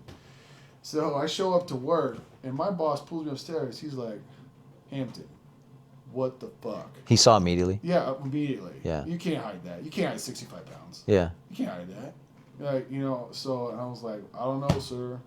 I went on Just vacation. woke up one morning. I went on vacation, went on leave, and this happened, right? And they're like, well, yeah, but the thing is, I was the best worker in my work center, right? Okay. Right. So they gave me, that was one thing that I've always prided myself, and that's what I repeated, and I always made sure that I was the best in my work center. I'm always there early, they're late, doing the extra mile, going the extra, because I have this extra weight, so I have to go above and beyond. That's the only one thing about the military is that, like, you as a person, your character and your abilities and what you bring to the table really balances, right, when they go to make decisions about you. Right. It's a thing. Yeah, for sure. Doesn't exist in a lot of civilian life. Military actually will do, the good commanders, good COs will do that. Yeah. So that's good to see them say, this guy deserves a break. So in my NCIC, Sergeant Henley, never forget him, little Japanese guy that talked like he was a black dude from Atlanta. The most contradictory, hilarious individual. That's awesome. He was so awesome. One of the best leaders I've ever had in my entire life. He spoiled us with he was amazing. He was like, look, man, get your shit together, right? Lose the weight, right? Because this is not going to fly, right? So Straight up. Straight up. You're just not going to fly, so get to work. Well, I got to work, and I got on back on Atkins, right? And I got down back to about 220, but that final 20 pounds, that's the lowest I've been, right? Okay. And so when I went back home, I was 20 years old, right? So I'm 262 this morning. So I'm 42 pounds away from my lowest weight in 21 years, right? So I'm almost there. And I did my best working out, doing all that stuff, and it still was balanced between 220 and 250 because I like booze, Oh, okay. right? Because my first duty station, I didn't tell you, was in England, Where you can drink at what age? 18, and I fully abused. And the that. military, I don't know that it's a good decision for the Yeah, military. that's dumb. The military will default to the local law The sole instead of yeah. saying, you can drink here at whatever age, but you're in the military, you're part of the United States government. You base, you live 21. by, Yeah. on On base base, you live by American rules. Yeah, it should be A lot of people don't American know laws. that. Yeah, American law is definitely on base. If you want to go off base and be stupid, by all means, right? But yeah, I fully abuse that fully. And the beer in England is delicious. Yeah. It is full body amazing. Really? And the food's, good because they got, oh man, the kebabs, oh my goodness. Like my wife says, it's tea and scrumpets is Oh. what she says. It's over there. Yeah, Right. that's if, there's no tea and crumpets. I guarantee you. So actually, I volunteered for my one and only deployment of 133 days at El Dalfra because I was still having struggle with my weight. And I was like, you know what? I want to go to deploy in the middle of summer, be a TCN escort, third country national escort, sit remember that. outside and sit in a sauna and sweat this sucker out and go to the gym. That'll do it. No, it did not. What? I left and came back the exact same way. Here's what's weird. Like, well, massive water weight. Just so to interject a little. Yeah. You can fluctuate 4, 6, 8 pounds depending on your body weight and structure and all that stuff in the heat, right? Texas heat in water. Like you go overseas and you can fluctuate 12, 15 pounds Yeah. easily each day. Am I right? Especially the salt content. They really oversalt their food knowing you need that, right? Right. They're really pretty intelligent about the food that they give you for health reasons. I went over there and the heat, your muscles stay very relaxed. You're not as injury prone. Right. I lifted a lot. My highest weights I ever lifted as a young man is deployed to Saudi in the heat. Yeah. And the most muscle I gained was that deployment on rudimentary weights and horrible food, right? Not horrible, but like not designed. We didn't eat Yeah. every 4 hours. I ate a box lunch on duty and stuff, but I gained a massive amount of muscle and strength over there because of those reasons. So I imagine it So worked it's to so- your no, it- non-benefit. No, if it was that's the thing. I had the opposite effect. Wow. Yeah, I went to the gym. And I came back, and my Sergeant Henley's like, "What the hell?" He's used to So it's seeing like- me like some kind of transformation Right, off he was like, deployment. Yeah. Because I was like, man, because I was like, Interesting. I was telling him because he didn't want me to go because I'm one of his best technicians, and I was leading a crew, and I was like, look, man, I need to go overseas, go be deployed, so I can lose this weight. Okay, so for everybody that doesn't know, what was your AF? We call it AFSC, Army calls MLS. 2653. It was a telephone systems journeyman. Okay, cool. Yeah, that was So a comms, right? Yeah, comms. Okay. Yeah, telephone systems. I worked on telephones, which was a weird job. I didn't choose that; they chose for me, right? So the funny thing is, So you went in open general? no, it was by the timing how it went. Plus, it had a $6,000 bonus. So So they didn't have any of that in my era. yeah, it said a $6,000 bonus for this job because there was a shortage. I wanted to go in as an airplane mechanic, right? I wanted to work on heavies because I was Okay. going to Air Force. I want to work on jets and then get out and work on commercial liners. There's jobs, jobs, right? Smart. I was thinking of it like that, logically, right? Which is, to me, honestly, I'm telling my kids to be firefighters in the Air Force. Side. Great, phenomenal crew. So Dentists yeah, too. Yeah. Air Force dentist program's unbelievable. Oh, yeah, for Civil sure. engineers, Yeah. fantastic. Yeah. Well, the yeah. thing is too is that why I'm telling my kids to be firefighters is I want them to have a better quality of life. I don't want them to pull for details. I want them to do a job that A is physical, Okay. B that you can go to the gym. That was like my biggest pet peeve when I was in is that when we would go when I was trying to exercise, and this is different from every career field, but our career field was different, right? So if we work 7:30 to 4:30 Monday through Friday, we'd be done all of our work by 11. All of it. Wow. Training, work orders, trouble tickets, all of it done. And we would go to lunch from 11 to 1, Okay. 5 days a week. And I went with the NCOs. They all wanted to go eat, and so we all ate, right? Because I was hungry anyway. And I was like, it's 2 o'clock in the afternoon. Let's go to the gym. Oh, we can't do that. That makes no sense to me. Yeah, Well, did your career also were you subject to augmentees? Because like Yeah, I was an us being augmentee security for 6 months. forces, we would grab civil engineers and be like, "You're going to be a Yeah. security guy today," yeah, I was a and conference- low level unarmed stuff. But Yeah. like, some tough, they could get qualified. But yeah, you guys, the rest of the Air Force gets pulled for augmentees, and people Yeah. don't understand that, which is great experience. It's Oh, it cool, was great, yeah. but it sucks too because you're pulling some posts that that even a cop doesn't want to do. Yeah. Typically, I it's had stuff some we don't shit want to do. posts, Yeah. Traffic control, broken lights. Every single day we send augmentees out there, Yeah. train them how to do traffic control, and then they're do traffic control because we're not going to do static stuff. I stood gate. That's what I did. Oh, wow, I was okay. a gate guard, 12 hours a day, Panama schedule for 6 months. After I got back from my deployment, by the way. So here's the contrast. Being security forces, cops for lack of a better term, it used to be split up into law enforcement and security. I was the security side. Yeah. I've done law enforcement patrol here, but I was heavy in the security side because I thought it was cool. We got to do machine gunner school, M203 stuff. It was more like wartime stuff. Yeah. So I chose that That's cool side. stuff, Yeah, they made us think we were like, Rangers, but we thought we were cool. But it was cool because we got the opposite side of the benefit. So we got to do intramural sports. I played volleyball, Yeah, oddly enough, yeah, against. Yeah, Air Force, Yeah. sports is big. especially Yeah, we did that. overseas. And then also, being cops, we had shift workers. We had the codes to the gym. So like if you got off a swing shift or a mid shift, we called it. I want to say like 11:30 night, midnight or something. I did a lot of my career at night. Love being at night. We could open the gym and work out. And you're pumped the most after work. Just get it knocked out. And the next day, you just have to eat, go to work, eat. And I would eat all day knowing I'd want to go lift and lift heavy. So it really worked for my goals. I put on some good solid weight in the military, for being able to sure. do that. But I was like reading all the Joe Weider magazines. Oh yeah. And That was what great. were all those magazines, what was all their goal? To sell all his product. Yeah. So you're listening to what he wants you to listen to, taking what he wants you to take, buying what he wants you to buy. I was taking a bag of Mega Mass 2000, Oh boy. gaining weight, plus eating bananas in between meals because you could take them out of chow. And then I would ask for the meals that were highest in calories or the PB&Js because it was just calorie. So here I am on the opposite spectrum, killing myself, shoving food in constantly so I can lift as heavy as possible and put on some weight. Otherwise, I just don't grow. But it's so interesting for me, beyond interesting for me to hear the other side of the spectrum. You were grinding just as hard in the other direction, doing just as much as I was doing in the other direction. You might have envied me, and I'll tell you, it's fucking miserable having to eat all the fucking time. And you're miserable Not eating at all. because you're not eating. 1,200 calories. So barely so the end result, we feel the same. We're not happy with our bodies. No. We're not happy grinding to get to the bare minimum. Some people were like mesomorph. They gain muscle easy. They could gym twice a week, eat whatever they want, look like Greek gods. Yeah, man. Hear me and you going, I just want to be, I'm just kicking my own ass to feel normal. I had this guy I served with. What's our time, bub?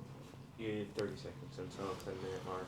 Okay, so give me one for. I'll finish this up and we'll pot. We're gonna get another SD card. And we can trim some fat and, I love it, man. It's just all, but yeah, but we'll all trim fat. a little bit we need to make it fit and. Oh yeah, so I worked with a guy in Jersey. My second base was in McGuire, and he was smoking a pack of menthols every day, eat whatever he wanted, and he would get 100% on his PT. And he was like, he never went to the gym. He was just Gifted. a beast, Gifted. just a natural Yeah. beast. And I was like, man, I wish, like I gotta go to. At that time when I was going to Jersey, I was really struggling.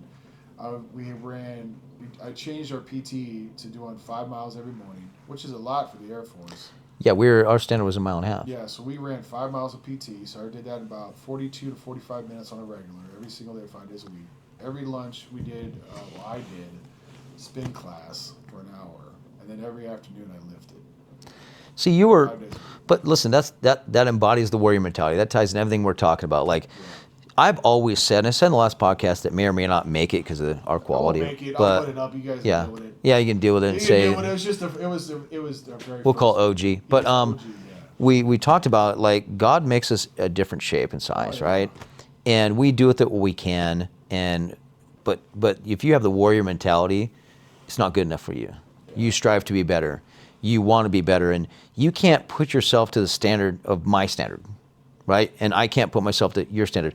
Sometimes I'll say that you probably worked harder than I did, more often than I did, because it was more difficult for you. So I have massive respect. Yeah, but the one thing I didn't deal with that makes you a better warrior in certain instances. No, but think about it. We're talking about the warrior mentality, just being a warrior, right? Like that I would say you just have me beat hands down is I'm not getting made fun of. I'm not getting called out. I'm not feeling embarrassed in uniform. I don't have quite the mental and emotional damage that went with it. I had one thing, and I have it to this day: body dysmorphia. I look in the mirror and I see that 132-pound, kid in high school with I had a sunk-in chest, the whole bit. Like I had like 0 triceps. Like I was, it was terrible. I still see that, and that's what drives me. So I still deal with it, and I struggle too. I wanted to be in good shape first for girls in high school, but after that, when I decided to go in the military, I had to fit in uniform. I had to have the look. I had to look like I was capable. I didn't want to be bullied. I had to look like the guy that nobody wanted to mess with. That's my standard, because I thought that's what a military guy should look like. I was chasing this fake standard I made in my head. Right. So that was difficult, but there's no way, because that was all in me. Nobody's doing that to me. All the pressure and stress you felt and anxiety you felt was coming from the outside right at you, dude. And like, how did you navigate all that? God. Wow. Yeah. Prayer, man. Prayer. I mean, if it wasn't for him, I would have probably ate a bullet. When I showed up in New Jersey and I saw the first sergeant, I showed up and I reported in, and he looked up at me and down. And he saw my profiles from England. And he looked up at me and he was like, "I'm going to kick you out of my Air Force." He didn't even say hi, welcome. I'm going to say, "I'm going to kick you out." So that's the whole culmination of what I just talked about right there in Now, one hold on a sentence. second. This is where it gets better. Wow. The reason why he couldn't kick me out, so he tried to make a spectacle. And the same thing happened in England, so I was already prepped. I was incredibly strong and incredibly fast. Right? When I showed up to England, I'm not going to lie. I mean, I showed up to Jersey, I was fat. I was 270 pounds. Jeez. I was a big boy. But I could run a mile and a half in 10 minutes. 62 push-ups in 45 seconds, 55 sit-ups in about 50 seconds. Destroyed the standard Couldn't waste. for us. Yeah, the waste. Right? Well, I had with 99, 98 percentile in the run, right? He teamed me like either 10 minutes, like I started to slow down near the end when I got out. But as soon as I showed up, I was in great shape. 10-minute, mile and a half, max out push-ups, max out sit-ups, but I had a 42-inch waist. It had 0 points. So he hung his hat on the waist thing. Yeah. So he tried to have when he saw the scores, he thought somebody was cheating. He thought there's no way someone who weighs 270, 275 pounds can run that fast and do that. So you know what he did? Look at the NFL. You know what he did? He called the entire squadron to watch me do a PT test. I did a PT test in front of 300 people. That's just. What? I agree with all the fat shaming, helping you with this, but that's wrong. 300 people. I did it. That's just wrong, me. dude. Just me. Me and he's an officer now, Sergeant Martz, but he's a captain now. Call him out. Brett Martz, dude. I love that man. I would take a bullet and charge a fucking hill for him, 100%. If you called me today, I'd bury a body for that guy, 100%. I'd bury a body. He ran with me, and we would just be trucking. And he's like, man, let's fucking kill this thing. So I just ran as hard as I could, and I ran a 10-minute mile and a half. Best time, right? Best time. And then did the push-ups in front of everybody. And then you know how with the push-ups, right? When you come down, you got to break. Yeah. You hit 90, you're supposed to come back up. But every time I would hit 90, they would say 0, right? The counter, right? And this first sergeant is over the PT Haters. leader, right? So I was like, and I did 10 of them, and he said 0, 0, 0. While the timer's clicking. And I looked up, and you can't get up, obviously, because now you're going to fail the push-ups. Yep. And I was like, motherfucker. So I just went all the way down, all the way up. 62 push-ups in 55 seconds. Well, that anger fuels you, right? I was hot. Adrenaline, anger, fuel. He didn't know he helped you. Yeah. Promise you. I stood up, and I mean mugged that first sergeant, and I was like, all right, what's next? Did you want to get up and go? Oh, all right, yes. And obviously, if you're in the military, you can't do that. you Yeah, can't you'd be do done. that. Yeah, You'd you be can't done. do that at all, but, He's probably hoping you were going to do it. Yeah, I wanted to, man. He really wanted to kick me out. And I did the sit-ups, the same thing. You're supposed to do like cross here in the middle of the thighs. Yeah. 1, 0, 0. So I put my elbows over my knees to count as 1, all the way down to my head hit the bottom, because before it's you're here to And then here, shoulders on the back. Yeah. and shoulders in the back, your shoulder blades. But now I had put my head on concrete and put my elbows over my knees. Still maxed them out, 55. He stood up. I was like, Pure adrenaline, dude. what's up? Yeah, Right? pure adrenaline. And after that, he walked away. He's like, can't kick him out. You can't kick him out. Okay, so did he? This is pivotal because everybody's just waiting on this, like I am. Did that shut him down, or did he keep, going after you? He gave every 3 months I had to do the PT test. He tested me every 3 months. So- I could not pass the waist. It was always 42. Then let me ask you this. Dying to know this. It's getting such pinnacle for me. Did that make you just light a fire in you, and now all of a sudden that 3 months was the best thing he ever did for you? Every 3 months knowing you're going to be held to a standard? No, it was Or did terrible. it scare the shit out of you and it made you miserable? We got 3 minutes left. All right, we're gonna pause for a second. We're gonna change cards. Go ahead. Here, go potty. I didn't think you were going to sit here for this whole thing. Dude, we're all over the place, huh? This one, right? Yeah. I want to make sure. For sure. Yeah, that's one. I'll be right. My phone, All right, we're back my here. phone probably died a long time ago. I don't even know. Who cares? Yeah. Who cares? So, anyway, like we were saying, we got a new card, and we're gonna put this all together. Apologize, but we're just having a great time with our podcast, and this is about Yeah. what you guys want to watch, but also, this is actually fantastic therapy for me.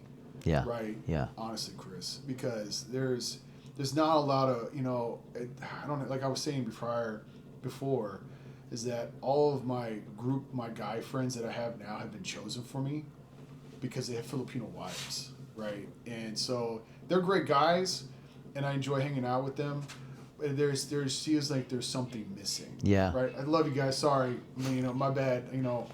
But it just feels like there's something missing. It just feels like, I don't know, sometimes a little shallow, right? And I like to be a little more in depth. Yeah. And, and it's different because we're all civilians too. But we're humans. We need that. No matter how much we think we don't, and we need to lock things inside. It's not how we're built. Yeah. We need that. Human beings are a pressure cooker, and if you don't let off some of that pressure, Yeah.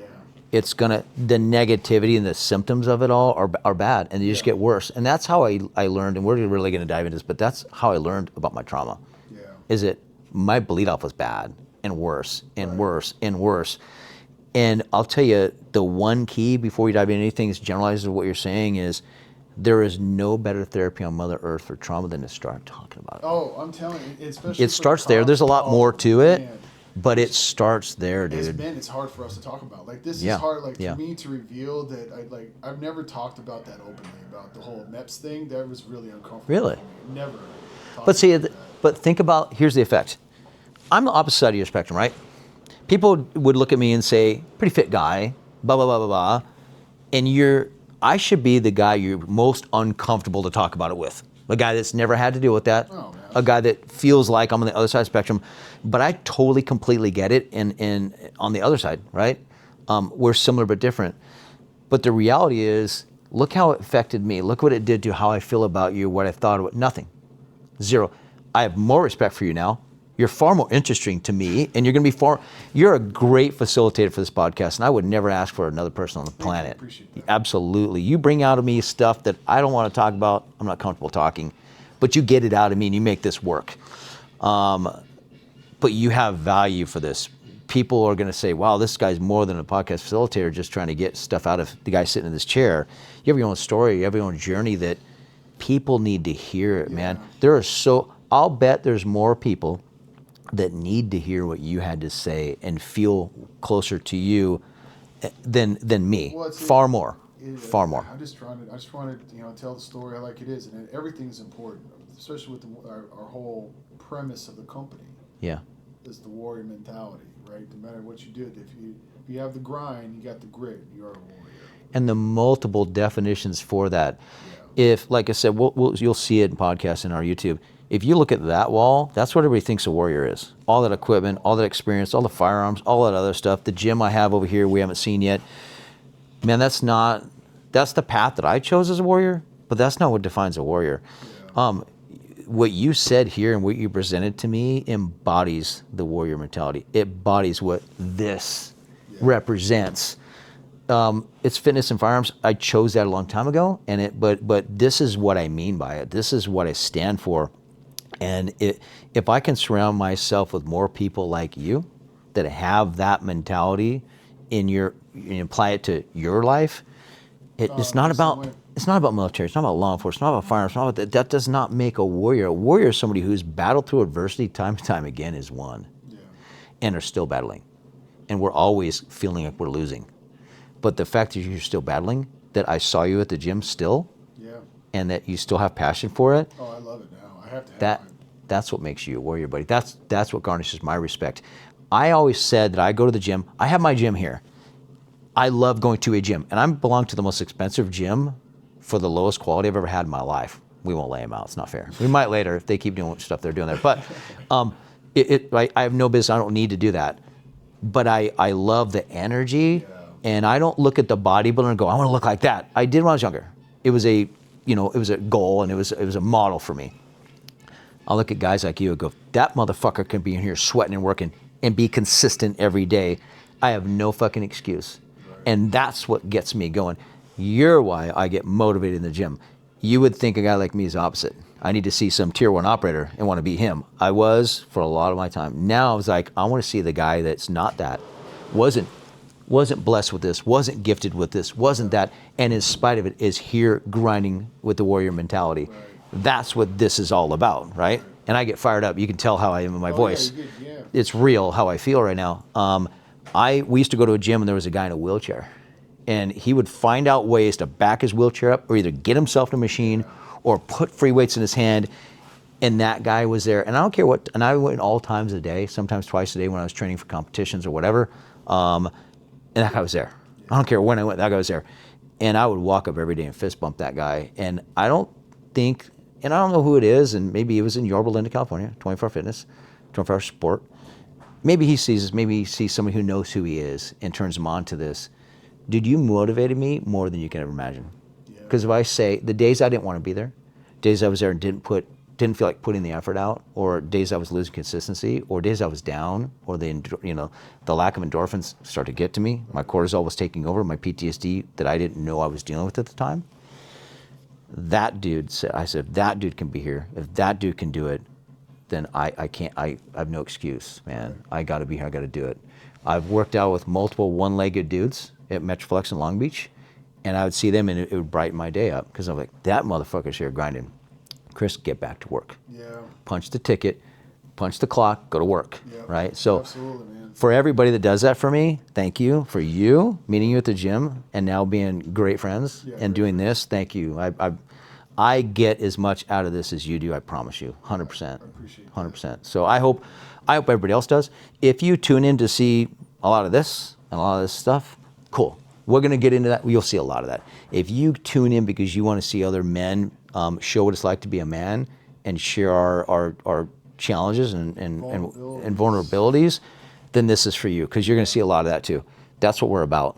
We want to drive the message home of why we're here. Yeah. Because I honestly, and I'm going to say it a lot, I don't want to be here, right? I don't want to do this, but it's not about me, right? It's about why we do what we do, right? Why we care about what we care about. Yeah. So if you're down with that, man, dude, I don't want to say the stupid YouTube stuff, but like you need to subscribe to our YouTube. You need to like the content, and you need to hit the bell. Support us, man. Like by doing that, you're not supporting us. You're supporting us getting in front of other people that can benefit from it, right?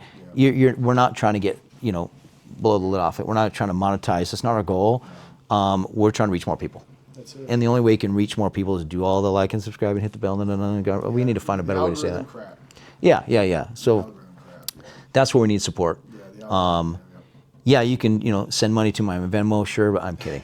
But no, just help us get this stuff in front of other people. Yeah. I really want part of my submission, if you will, is to get what you're doing, is get what you have to say and get your journey and get that out to people. There are going to be so many more people that identify with that story you just said than you could possibly imagine. Yeah, or some people that helps because they're at that point or getting to that point or they're in it. Well, we haven't even got to the point where I was a year ago and where I am now. We're just still dealing with the history of weight loss. We can do that next week. Part 2. We need to do part 2 next week. We don't need to be separate ones. We do part 2, but yeah, let's just do that. We can do that next week because I think it'll be better to do it fresh right from the jump. Because going from I've been struggling with my weight my entire life, but now coming on the other end, like I was saying last week too, is that I was starting to feel uncomfortable in the beginning part of it, like 6 months ago, about, wow, you look great, Jack, you look great, you look great. And it made me feel uncomfortable, right? But now it's starting to, because now I was saying, what the neurologist told me, my doctor friend, my neurologist friend said, no one expected anything from you when you were fat. Now they expect things from you. Now, every time I get a compliment, especially with this scares the crap out of me too, man, because I don't want to let you down, right? This is I don't say this lightly. We're on the precipice of something that's fantastic. Yeah, Right? yeah. This is it. Right? But if nobody ever watches it, it's still the thing is it's someone will great watch for it. us. Your grandchildren Yeah. will watch it. My grandchildren will watch it. and it's The great, very and little. it's great for us. Like if we Yeah. never even put it on the internet, like there's a huge value in you and I sitting and doing this, Yeah, right? because the thing is, you guys are seeing a real friendship grow in real time. Like Yeah, we just yeah. met each other like 2 months ago. Yeah, we've been together 3 times. Yeah. I met you at the gym. Yep. We trained at the range. Yep. We shot our first podcast on YouTube last week, and then this is the 4th meeting we've ever had. Yeah. 3 But- real ones. Yeah, 3 real ones. But I tell people that I'm excited about this. I talk about it a little bit. This is what I'm excited about, this magic that we have and that we can present and what you get out of me, because I will never do this. It's too rehearsed. I'm too uncomfortable. I'll do 50 takes. Has to be perfect. My perfectionist mentality, my analytical mind will overthink the shit out of it. I've been like, well, I'll do it when I get a camera. She knows. I'll do it when I get my bench. I'll do it when I get this. It's fear, dude. It's excuses. And we have a mentality now, like I was telling you, when you don't want to talk about, I can see you squirming in your chair. I can see your face go red. I had no body tells.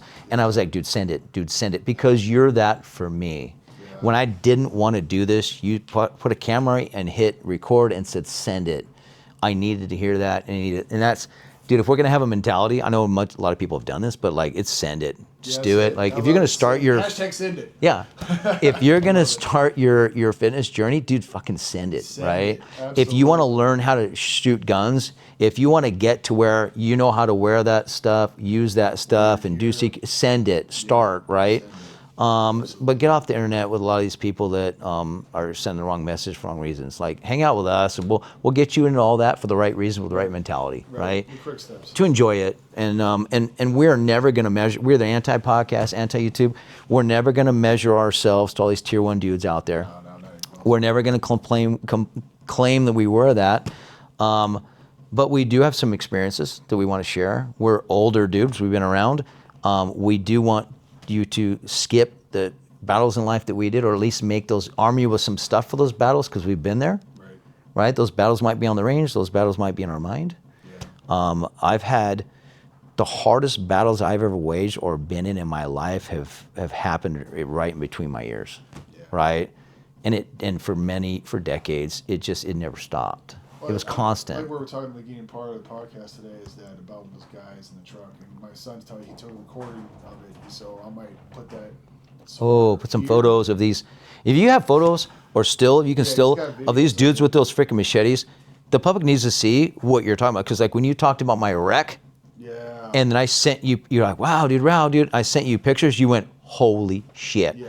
That didn't make any sense until I saw it. A picture's worth 1,000 words in Yeah. that scenario. Yeah. for So. sure. I think we can close this out for the day. Yeah, so Yeah. here's how I kind of want to frame this out in the Yeah. future. Is what do you want to say to people before we end Oh, man. from this episode that impacted you, that you hope impacts other people, or you hope you have an impact with these people? Well, I think if you have a dream, take care of that. Focus on that and fucking send it. Yeah. Jump in and Yeah. all in and do it. Because if there's something that's gnawing at you, because this right here has been gnawing at me, podcasting for years, right? And I was trying, until we talked off cameras, I've been trying to get this started at some level whatsoever. And I just don't want to do it by myself. I think that's freaking weird, right? Yeah, Like, yeah. I don't think I'm that interesting, but I think it's very important to have someone else to bounce ideas off, experiences, and the Yeah. fact that we're just getting to know each other, but it feels like I've known you my whole entire freaking life is really strange to me. So, and we're seeing our friendship and our bond increasing every single time, learning new things about each other. There's stories that I'm hearing, you guys are watching, I'm for the first time, and vice versa. Yeah. Right. So Yeah. we're seeing this stuff, our real reactions, and how often you get to see that, right? So if there's something that you're looking for, pray about it. I'm big about praying. Sorry, Lord, that I've been cussing. Please forgive me. Hey, You know. let me leave you this. A friend told me this. I used to feel guilty all the time when I cussed as a Christian. Nowhere in the Bible says you shouldn't cuss. Show me it. Yeah. Well, technically. It may, I don't, but show me it. So, I'll put the verse right here. Okay, there it is. Yeah, don't do that to me. I don't ever want to read it because I'm gonna stay with what he said. Yeah, so well, the thing is, we talked about it last time, is where your heart is, right? Yeah, Your that's heart's right. with Jesus, That's you know, right. And I love him to death, you know, and Yeah. because I get damned to hell because I use colorful language from time to time. I mean, he's not really. send it. Yeah, fucking send it, baby, Send it, dude. So yeah, I think honestly, Yeah. with the topic of this one, I think I might even label it on this one. It's called "Just Send It." That's what the label. There is. you go. Podcast number 2 is "Send It." So Yeah. here's the impact that this made on me, and what I want. Hopefully, it impacts you guys. Is that I feel called to do this. Like I don't want to be here. I was very ego full when I was a young kid, and our jobs and our careers train you to think you're Superman and that you're better than everybody, and it takes that to get to try and get to the tip of the spear and what you want to do and be an alpha, right? And I don't feel like that anymore. I just feel like I want people to benefit from my life's experience. I want people to feel impacted, maybe motivated, maybe impacted, maybe it's interesting to them, maybe whatever, but I just want to impact other people, and that's it. And this warrior mentality, I feel, is a way for me to take all my experiences and use that to impact people and our stories to impact people. I also want to take from this. Here's what I want to leave everybody with going forward. Fit2fire Warrior is a company, a training company, and as a mentality, and as a podcast, as a YouTube. Here's what I want. I want a tribe. Yeah. We're building a tribe. Yeah. There is no accident I met you, and you remind me of every text you tell me. And I'm like, hey man, it was so cool meeting you. He's like, it was God, dude. Like, Yeah, you it's 100%. Bringing I me. haven't seen you at the gym since Yeah. that time. Yeah, it's weird. You That's still true. go, right? Yep. Shh. Yeah, I do. But still go, meaning right? Christopher and what he brings to this team, our lead production manager, is so awesome. Don't let me forget that. It's so awesome. But I met we'll have to talk offline. I met a business associate that wants to help us mentor the business. Yeah. And he's amazing. I met him in a weird way too. I'd love to have him come on and talk about how we met and why All right. at the same gym from California. Oh wow. So, and then, my photographer for my website, shout out to Christy Krause. That's Weston's mom. In return for training her son, she does my photography. People are being brought to us and brought to this for a reason. There's something. It's a tribe being built, and I'm not building it. It is not me. No. It's greater than me. It's greater than you. And the reason I'm finally got the balls to do this podcast, go for it, is because it's bigger than me. Yeah. It's no longer about me. I'm not doing it by myself. It's not like nobody wants to sit and listen to Chris Mason in front of a camera. Yeah. I've always thought that, okay? This is about what we all have to offer, what we're all building, and the reason behind it, and the impact it's going to make on hopefully people out there's lives. Yeah. That's what we're building, right? So if you want to be a part of that family, you want to get something from us, grow with us. We're going to talk about how to get him off this yo-yo diet, get him on the right track. I know exactly what to do. I know how to fix this 1,000%. I've done it, and I've changed people's lives in that manner. We're going to get you shooting, from a gunfighter. We're going to get you shooting like an assassin. We're going to go forward with that. You can be a part of that. We're all going to grow. I'm going to grow as a human, right? I'm seeing cool things that you do as a father. I'm going to grow as a father. I want to grow as a person. Faith too, brother. Yeah, that's something I need to get back to, and I need to strengthen 100%. And this is doing a lot of that. So that's what you're going to see. That's what I want you guys to be a part of and be a part of that tribe. This is the Fit2fire Warrior family. And it extends past my wife and I, it extends past me and you and Christopher. It extends to you guys. So we want as much input. We want you to be a part of this. We want you to speak up. We want you to comment, be nice, okay? We hate negativity. We'll just either delete it or go, hey, thank you for your input. And I'll cut and paste that to every negative comment ever because I'm just going to deflect.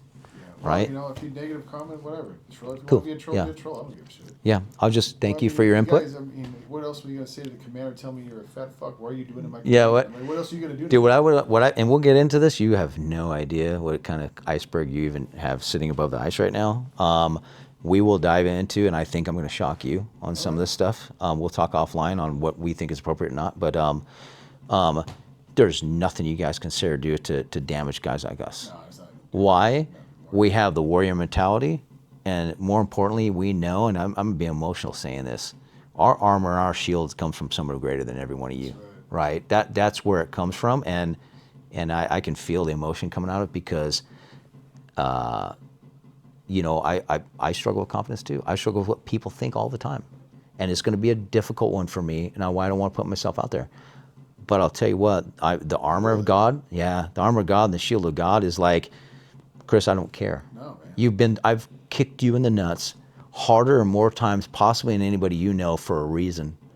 Now you're where I want you to be. Yeah. Now you're going to do this because I'm going to make it easy for you, and it's going to be the right time. That's why. So We'll close it out with this, is that one of my favorite Bible verses is Paul's second letter to Timothy, chapter 2, verse 3.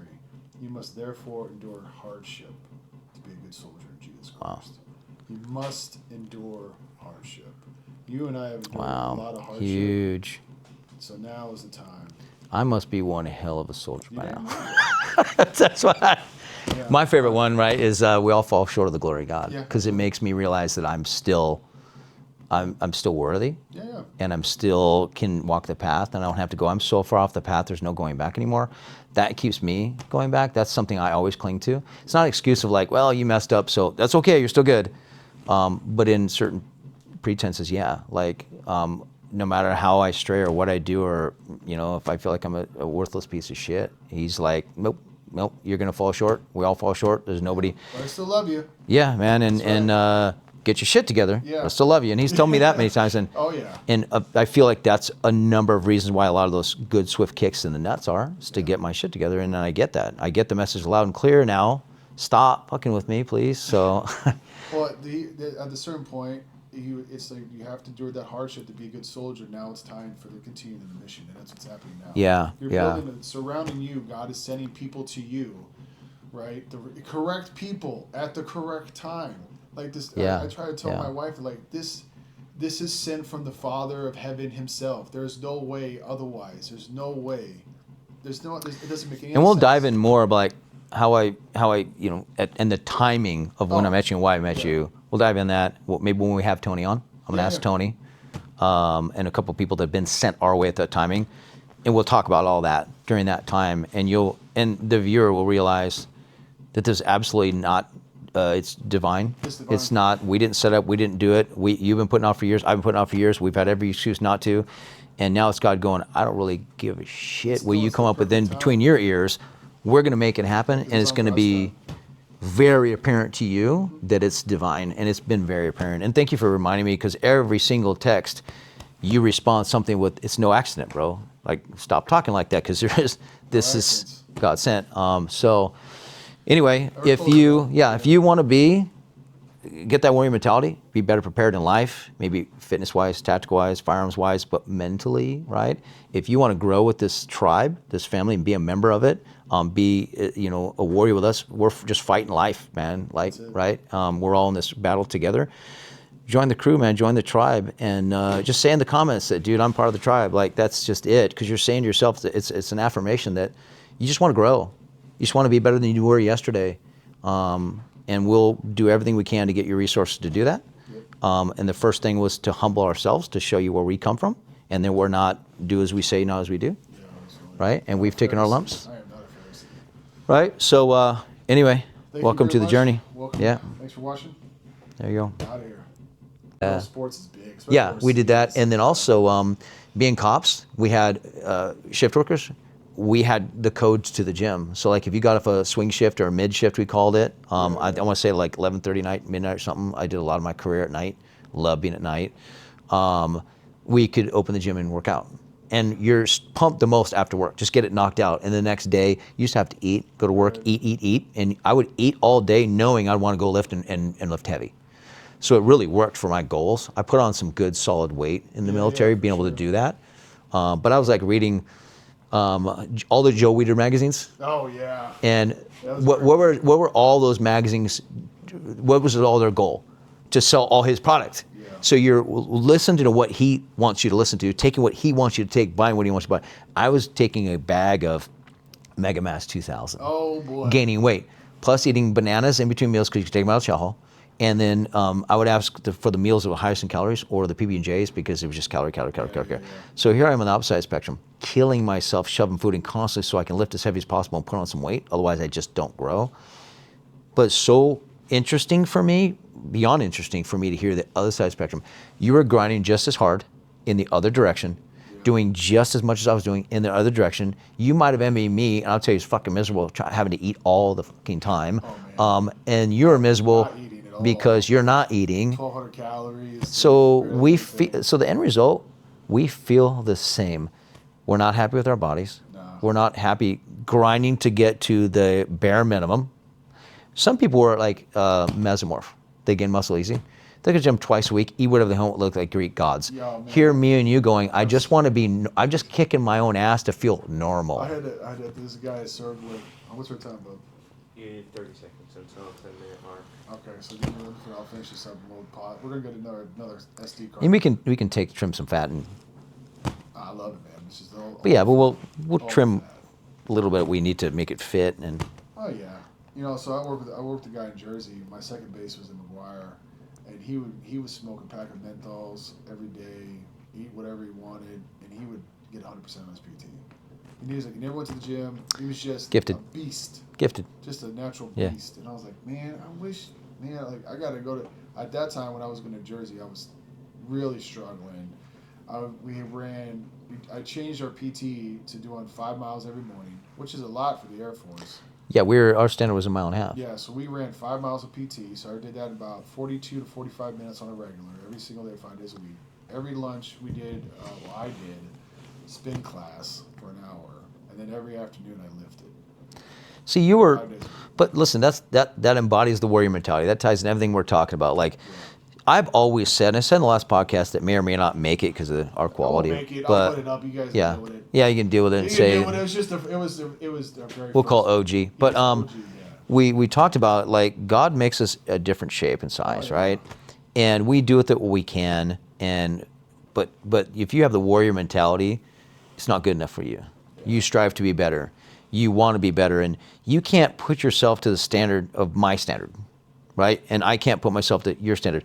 Sometimes I'll say that you probably worked harder than I did, more often than I did, because it was more difficult for you. So I have massive respect.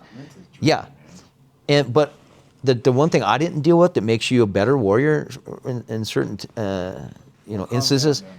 No, but think about it. We're talking about the warrior mentality, just being a warrior, right? Like that I would say you just have me beat hands down is I'm not getting made fun of.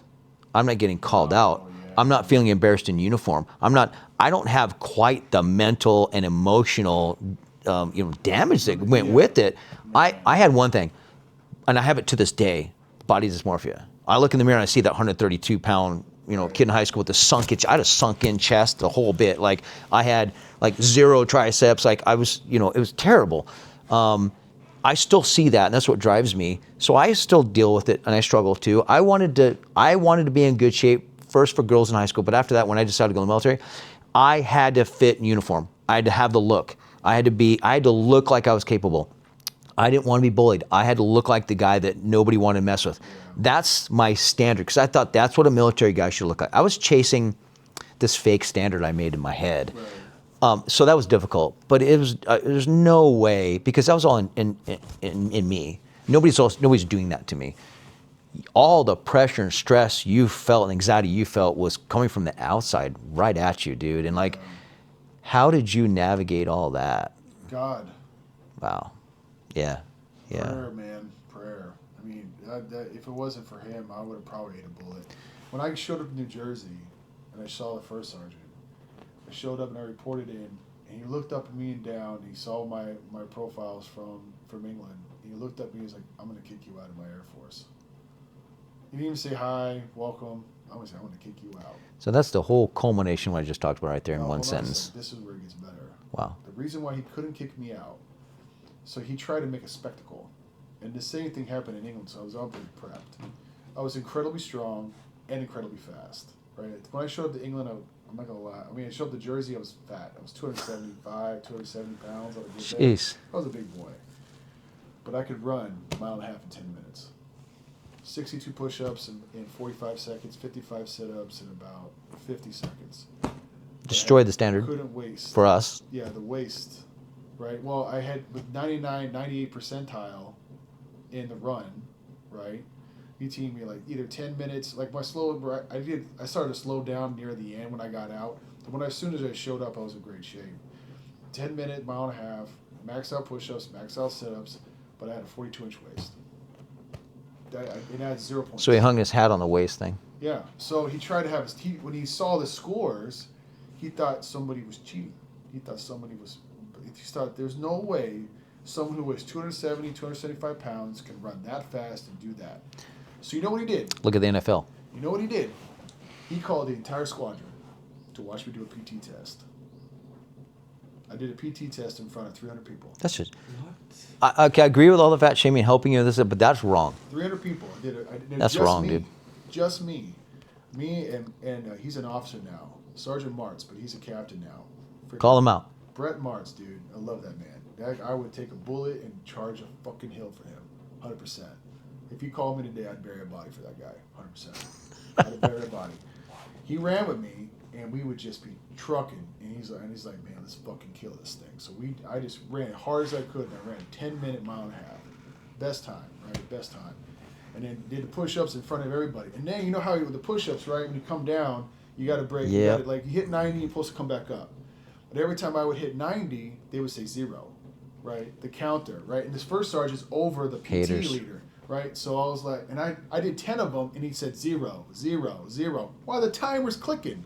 And I looked up, and you can't get up, obviously, because now you're going to fail the push-ups. Yep.